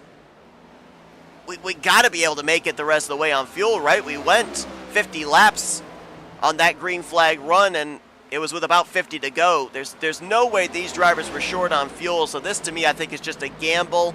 Take on that final set of tires and see what they can do for you. So that says to me that those drivers are under the estimation that we're not going to see another yellow flag here. This race is going to finish under green flag conditions. That drops McQuaid back to 15th and Faccianato back to 14th. We'll see if there's any improvement between now and then of their finishing result. As you saw Alan Dobbs work his way on by Mark Gonzalez, he'll get back on the tail end of the lead lap. That now puts Hubka, the first car, one lap down in 12th in the free pass position. We do have, not that far ahead, some drivers on the tail end of the lead lap. I don't know if Gonzalez is going to encounter them here in this final 20 laps or not. Jonathan Cogswell, Matt Mettler, Christian Ruse, all within the 5-second window of just ahead of the leaders, as we just had an exchange for second. Noah Jackson got by his teammate DJ Daniels, and Daniels' troubles are not over. Now the pole sitter Brian Zimmerman looms large in the rearview mirror. And right behind him, Trey Whitehead, holding down the final spot in the top 5.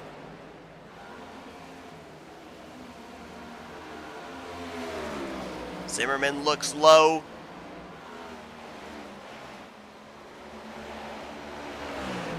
Stays alongside here. Tries to get the drive off, gives some extra room there to DJ Daniels out of 2, as I think DJ may have had to lift, almost getting up into the wall. Zimmerman now moves to 3rd, but here comes the big run out of Trey Whitehead. Now he'll put the pressure on the final spot on the podium. Fresh tires of Rylan Faccianato behind this as well. He'll blow the doors off all 3 of these drivers.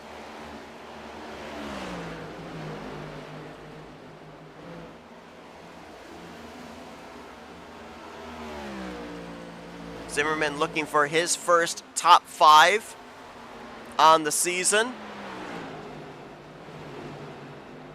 After starting from the pole position. But he right now is running 3.5 seconds behind Mark Gonzalez, about a second behind Noah Jackson in the runner-up spot, and it's not even a contest right now in terms of lap times. Gonzalez is continuing to pull away, anywhere from 2 to 2.5 to even 0.3 of a second faster than the 20 car. Had a number of different winners here this season. Most recently, we saw Tanner Marr pick up his first career win last week at Talladega. We may have another first-time winner here, as right now, your top 4 still sit with a 0 in the win column. Going to be some good points nights for a few other drivers there in the latter half of this top 10. Chris Robert, solid outing tonight in 6th. Larry Bell looking for back-to-back top 10 finishes. Had that podium finish last week at Dega, holding down 7th. Matt Mettler currently in 8th. He may lose that spot to the fresh tires of Alan Dobbs before the conclusion, but he's in line for a top 10 run. And Christian Ruse as well. We saw him up in the top 5 early portion of this race. I think he got some damage back in stage 2, and he's been dealing with that for the remainder of this event, but holding down that final spot inside of the top 10. A driver that right now comes into this race in a playoff spot, 9th in overall standings, and looking for his 8th top 10 finish here in 2025.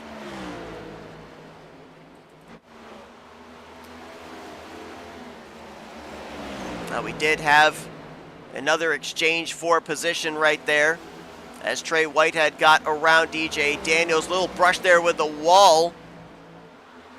See it kind of send him down low on the straightaway, trying to pull away from the safer barrier. DJ Daniels trying to remain in touch. That's 4th and 5th position. We've got another battle going on for 6th, Chris Roberge and Larry Bell. Bell's been able to close up the gap here now to less than half a car length. Shows the nose as they make their way down here to turn 1. Let's see if he tries to go for the pass here. Shallow entry. Drives it up the hill. Robert's trying to play a little defense here. Looks like Bell may have a little bit better of a race car. They are on equal footing as far as tires, 33 laps apiece on their Goodyears.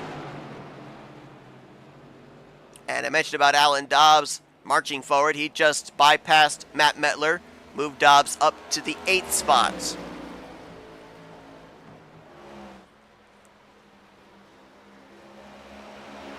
Bell gets alongside of Roberge. Can he complete the pass? Looks like he will do so here off of turn 4. So move Bell to 7th, Roberge back to 8th. That was the best battle we had on the racetrack. Noah Jackson. He's got Kyle Holden behind him. Holden 17th right now. Patrick McQuaid, fresh tires behind him also in 13th place. Noah Jackson right now just trying to hold on, as DJ Daniels just hit pit road with 10 laps to go. Daniels was running in the 5th position, comes down pit road with now less than 10 to go. Not sure about this strategy unless he got up into the wall and is repairing some damage here. I don't see how fresh tires are going to help you with this few laps remaining. That now moves Bell, what was then a battle for 6th, that moves him up into the top 5. Alan Dobbs, if you look at the interval right now, he's still got a shot at finishing top 5 here. He's only, 9 seconds behind Bell, only 3 seconds behind Roberge. Does he have enough time to nab a top 5 here tonight? 8 laps to go for driver number 8, Mark Gonzalez. Going to give way to the fresher tires of Rylan Faccianato.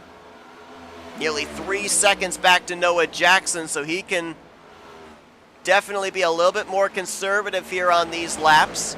Keep the car away from the outside wall, give way to the fresher tires in the rearview mirror. He'll have another driver in Kyle Holden coming up on him here in the next lap or two.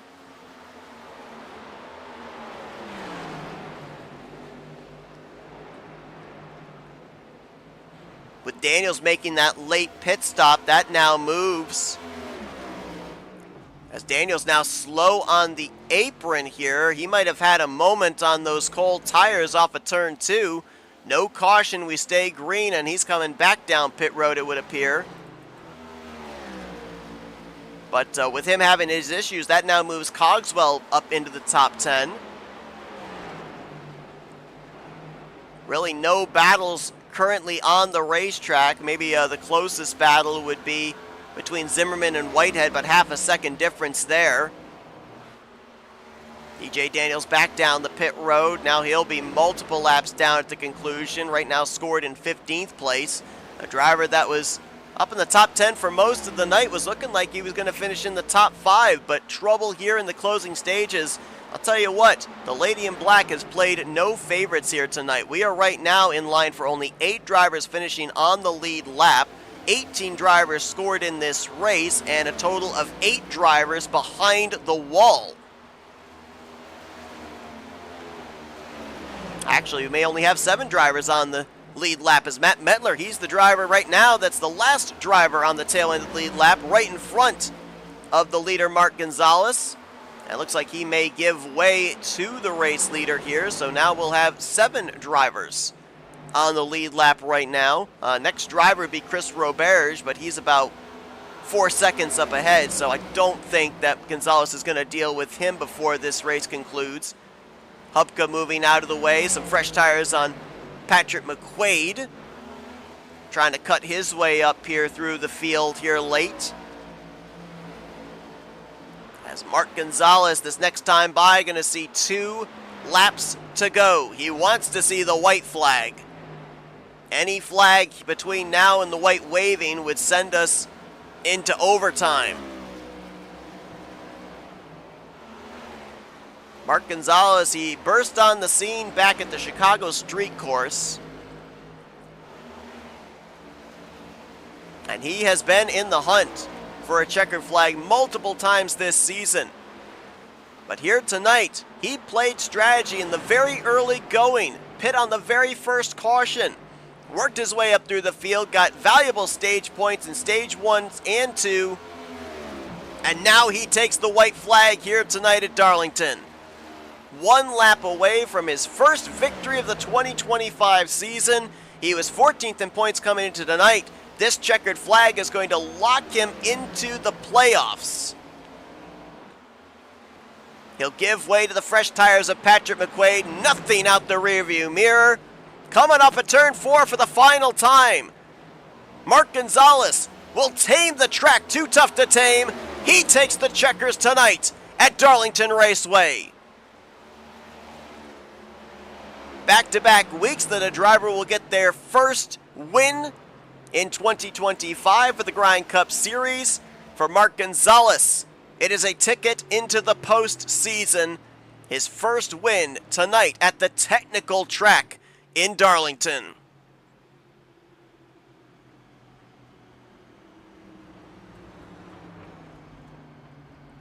Noah Jackson will bring it home with a strong showing of second. And our pole sitter, Brian Zimmerman, adventurous night for him, is going to bring it home. Final driver on the podium. As for the first time this season, Mark Gonzalez will get to do some celebrating as he gets ready to burn it down here tonight at Darlington Raceway.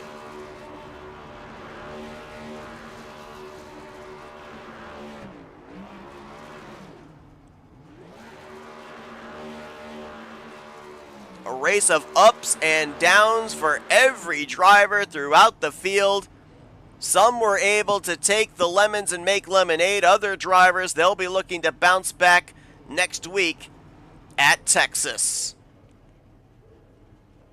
Let's take a look at your finishing results from tonight's race. First win on the season for Mark Gonzalez, as he will have a handy nearly 3-second advantage back to Noah Jackson. Brian Zimmerman brings it home with his first top 5 on the season. In third, Trey Whitehead. In fourth, and Larry Bell back-to-back top 5s, as he'll bring it home in that 5th position. Alan Dobbs, we saw him with that late pit stop. I think he was back around 13th. He moved up to 6th in the final finishing results, so he will at least eat into the points lead Kyle Holden had over him coming into tonight's race. Chris Roberge will bring it home in 7th. Matt Mettler in 8th. Christian Ruse in 9th. And Jonathan Cogswell going to complete the top 10. These drivers right here would be your survivors here tonight at Darlington. Rest of these drivers here, Rylan Faccianato, Patrick McQuaid, 1 lap down each in 11th and 12th. Ryan Catalano multiple laps down in 13th. Hubka in 14th. DJ Daniels 15th. Jeffrey Kleinsman was 16th, and Kyle Holden in 17th place. Those were the drivers running at the conclusion. Brock Whitehead was sitting on pit road for the last 70-some laps, finishes in 18th in his debut tonight. The rest of these drivers finished behind the wall. Dalton McKenney, who came into this race 8th in points. Tyler Rice is going to finish in 20th. Matt Davies in 21st. 1 week removed from his first career win, Tanner Marr out of the race in 22nd. Peyton Holland, Mark Gilbert, our Atlanta winner Brandon Cooper, and Johnny Williams all failing to reach the conclusion of tonight's race here from Darlington Raceway.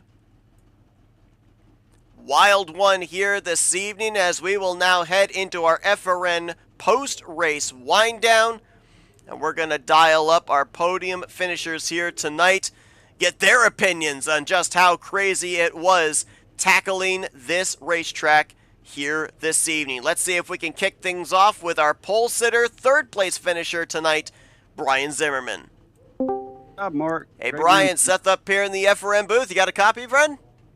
I've got you, bud. How you tonight? Great run for you here this evening, but not without a little bit of controversy. We know this is a difficult racetrack, but you got to keep your head down and you just got to go to work and hope that maybe you can tame this racetrack. You started on the pole. We saw you fade back the end of stage 1, but able at the end of stage 3 here to come back. Strong finish in third place. Adventurous night. Describe what was going on here behind the wheel of that historic throwback paint scheme. Yeah, it was a fun night. Congratulations to Mark. A great run by him. He did everything he should and pulled off a great win tonight. So congrats to him and also to Noah. They both had great runs. We pulled off the pole. Really looked good. I felt good. Putting down a fast lap there. The race got started and someone got under me. I don't know. It was definitely a clean pass, and I just got in the outside wall, damaged the right front, and dropped all the way back in that first segment to 23rd. Got half the damage repaired in stage 1 caution, and then I got the other half of the damage repaired at the end of stage 2. So we came out of stage 2. I think we were sitting about 16th starting the last stage. So just kind of paced ourselves, worked our way through the field, and I'm happy with a third. I wish we could have kept the car clean and stayed up front all night. Maybe it'd have been a little bit different, but it was a fun night, and it was a good finish. Anyway, even with that damage early, we was able to, like I said, keep your head down and just fight back. And I'm happy to come back to a third after dropping all the way back to the back there in that first and second stage. Well, you paced yourself for sure. Talk to me about this racetrack, because, when we were looking at the schedule, this was one we had circled. If you were going to win here, you had to keep the car in one piece. You had to do everything right, and there are so many ways that this racetrack can get you. There's a reason it's got more nicknames than you can really count. The outside wall, you talked about bouncing off of that, having to deal with that damage on the long run. This track is so abrasive on the tires. We can see how pit road, we saw here tonight, a couple of drivers have some issues with pit road entry. What was the one thing you maybe had singled out of all the different ways that this racetrack can get you that you kind of put as the top priority at the top of the list here tonight?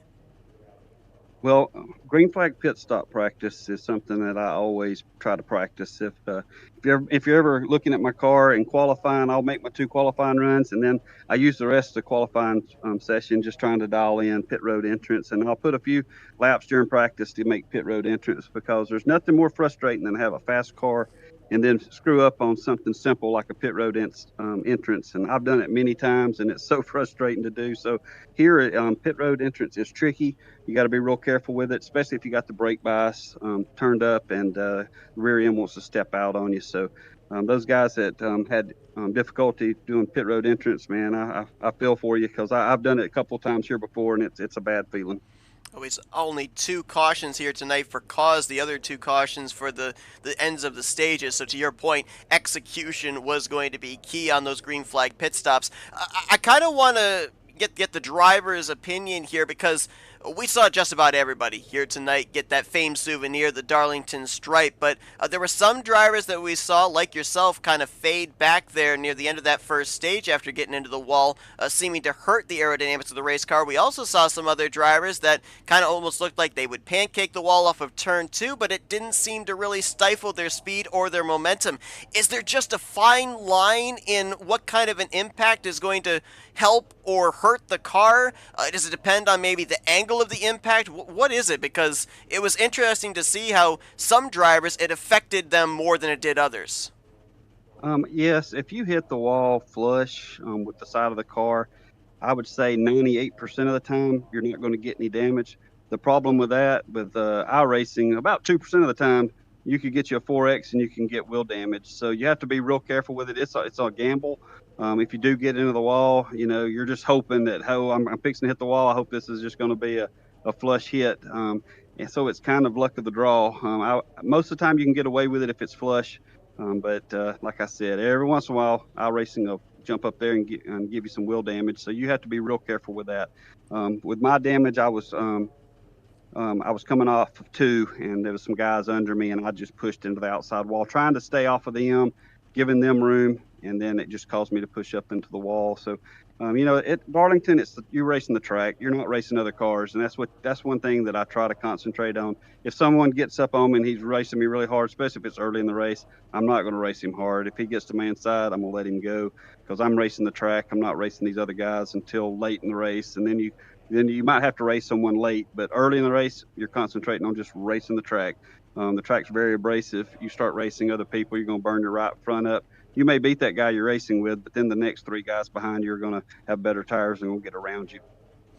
Well, we appreciate giving us that insight there. Always great to kind of go inside the minds of the drivers. I mean, we here as spectators, we can only imagine what you drivers are dealing with, so pretty cool to be able to get that kind of behind-the-scenes look, a little bit of a behind-the-curtain, if you will, of what you drivers deal with on a weekly basis. Brian, a great run for you tonight, your best run so far here this season. We saw you qualify well, get an okay finish at Bristol. Didn't qualify that well, but got a top 5 run this week at Talladega. Tonight, pole position, led some laps, bring it home on the podium. Solid night for you. A little bit of adventure to get to that point, but congratulations on the job well done. Before we let you go, floor is yours for thank you, sponsors, and shout-outs. First off, I'd like to thank y'all for the broadcast. You guys do a great job, second to none. We love to listen to y'all. Watch your broadcast the day after the race. So tomorrow I'll be having it in my ear at work, listening to the broadcast and watching some of the highlights. So we appreciate all you do. We appreciate the guys throwing on this league for us. They do a wonderful job. They do a good job with the organization and getting everybody together. And we got some really good drivers in here. So it's an honor to finish on the podium because there's a lot of fast guys. Thank the guys at Five Kings that I run with. Larry Bell, Tanner Marr, those are my teammates, and we appreciate all they do. But just thank you guys for the broadcast and all the time and effort you put into it. It is appreciated. That's Brian Zimmerman, third place here tonight at the track too tough to tame. Congratulations on the great run here tonight, and hopefully you can carry this momentum of back-to-back top 5s into Texas next week. Sounds great, bud. You have a great week, and we'll catch you later in the week. Absolutely. That's Brian Zimmerman. Brings it home on the podium here tonight. Let's see if we can dial up the driver that brought it home second place this evening in Noah Jackson. Hey, Noah, Seth up here in the FRM booth. You got a copy? Yeah, what's up, Seth? Well, great race for you here tonight. Solid race. A lot of drivers ran into some issues here tonight. A lot of them having to mount some comebacks, but I feel like this 20 car, this Ward Burton throwback, was a stalwart top 5 car all night long. Up there in the front, leading some of these laps as well. Things got pretty hairy there a couple of times around your area of the racetrack, but for the most part, bringing that car home in one piece. Now, it couldn't have been as easy as it looked here. We know Darlington's a very difficult racetrack, but from your perspective, I mean, aside from getting the checkered flag, maybe can't ask for any better of a Darlington race. Oh, heck no. Like, I was rushing to get home. Like, I had to FaceTime my brother to turn my PC on just to get in the freaking session. Like, I gridded with 15 seconds left.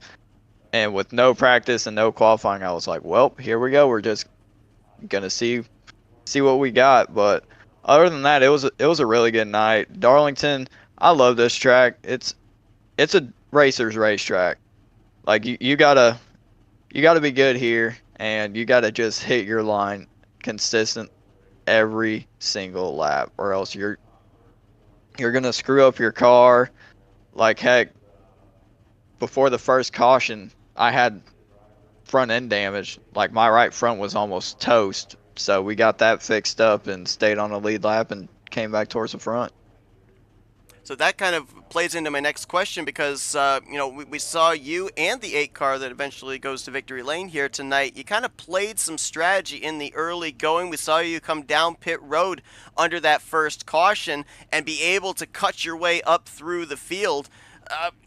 Was that just to maybe do something a little bit different too in terms of tires? I mean, how important were the tires here tonight? Because especially on the green flag pit stop, I was kind of looking at you, the 96. There was only maybe about 2-3 laps difference. Did that make a huge difference in terms of what you were able to do longer into a run, or was there a point where it all kind of just canceled each other out?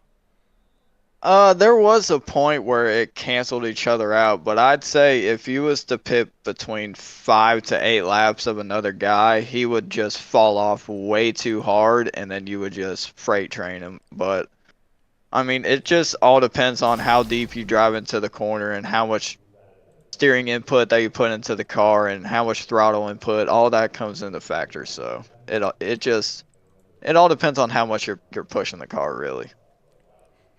We've talked about how consistent you've been here in this 20 machine, and of course last week at Talladega, not quite the finish you were looking for. Actually, I don't think you were in that Talladega race as I'm looking at it here. So with that being said, dropping a couple spots in the standings, how important was it to come back here at Darlington, get this good finish, kind of gain some of those points in that positioning back? Oh, it's good for sure. Like I'm glad we had a good night, solid points day, good finish. It was a good day all the way around, and we're just gonna try to keep up this momentum all the way up until the playoffs and even all the way through the playoffs. Well, some good momentum for sure. Netted some good stage points here tonight as well. And we'll look to see where that has you in the overall standings heading into the Lone Star State next week. Congratulations on a solid outing here tonight. Noah, before we let you go, floor is yours for thank you sponsors and shoutouts. Yeah, I'd like to thank DJ Daniels especially for putting me on his team over there with DDRT. We got a good group of guys over there: Toyota, TRD, Caterpillar, Rocco Sign Shops. Everybody that just helps out on this 20 car. Can't thank them enough. Noah Jackson, he puts that number 20 machine second place here tonight at the Darlington Raceway. He'll look to continue this momentum next week at the Mile and a Half Texas Motor Speedway. Congrats on the great performance here tonight. Best of luck next week and the rest of this regular season. Thank you, bud. And we'll now go down to victory lane. Just want to amend one quick statement I said. I said that Mark Gonzalez made his first start of the season back at Chicago Street Course. That's incorrect. I was actually thinking of Tyler Rice. It was actually Richmond back in late February where Mark Gonzalez made his first start. And tonight, he gets his first checkered flag at Darlington. Hey, Mark, it's Seth up here in the FRM booth. You got me? Yes, sir. I got you. Man, you have been so close so many times in the conversation for the race. Win Atlanta, you're there. Kansas, you're there. Iowa, you're there. Even in Watkins Glen, we saw you up there in the conversation potentially to maybe have some strategy to get that checkered flag. Tonight, you finally close out the deal, and you basically started this whole strategy to get to the front at the initial start of this race. First caution comes out, you go to the back of the pack, you take on a little bit of extra fuel, you fight your way up to the front. We saw you be one of the late drivers to pit on that final cycle of green flag pit stops. It looks like you had a plan coming in, you executed it to perfection. Yes, sir. Anytime there was a caution, I just wanted to top off because I knew that the fuel was going to be close anyway, so I always just wanted to come in and top off and take advantage of that. And I really think the setup tonight played in my hands because the right rear was just saving itself during the whole run, and I was able.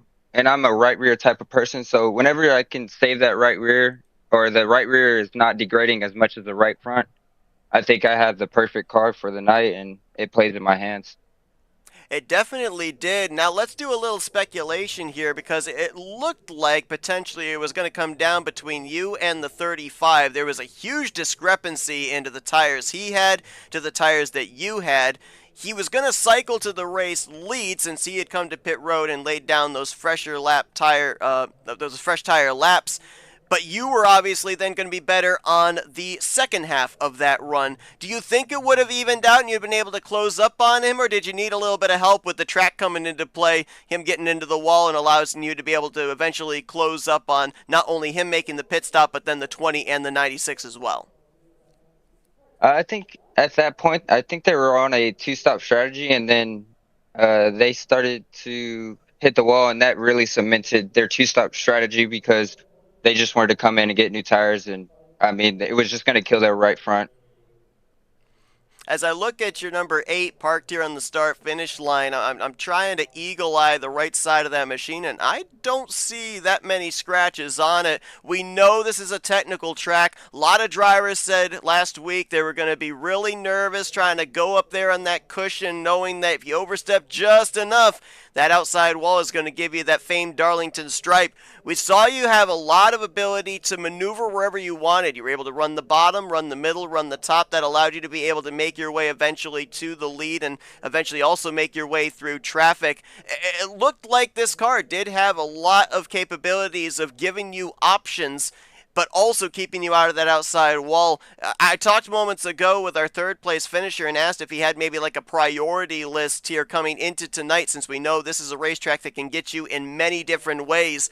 Was staying out of the outside wall at the top of that list, or maybe something else? Oh, yes, sir. During that second stage, I really hit the wall coming out of 2, and I was like, all right, I cannot be touching the wall because that gave me about almost 50 seconds of damage, and I was like, all right, yeah, the right front is killed. I can't turn the car anymore, so I need to come down and repair it. And after I came repaired it, I was like, I am not trying to touch that wall ever again. So I stayed on the bottom, tried to save a little bit of tire, and I was still getting a lot of rotation down at the bottom.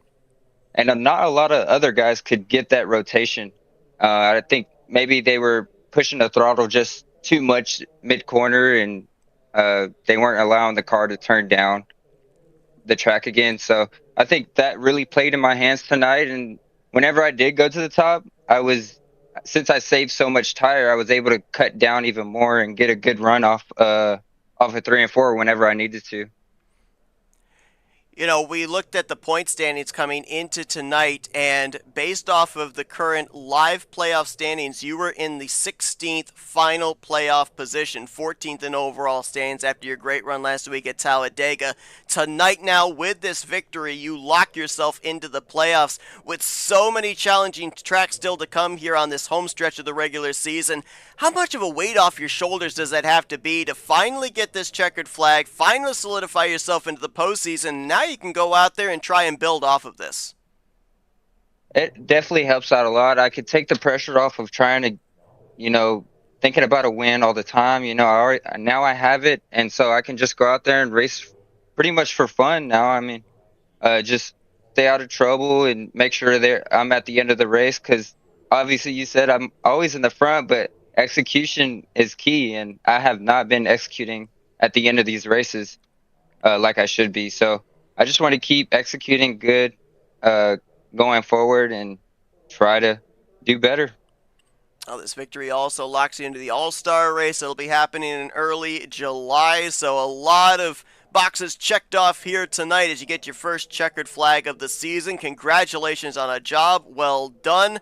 Mark, before we get you back to your celebrating, though, we're going to give you the opportunity down there in Victory Lane for some thank you sponsors and shout-outs. Yeah, I want to thank Hubka Motorsports for allowing me to race with them, and I know they coach me, or they tell me a lot of information throughout the race, and I helped them out as well, and I just want to thank them for allowing me to race with them. I also want to thank you for putting on an awesome broadcast. I know how much you put into this, and I know you're a hard worker, so I just want to thank you for doing that.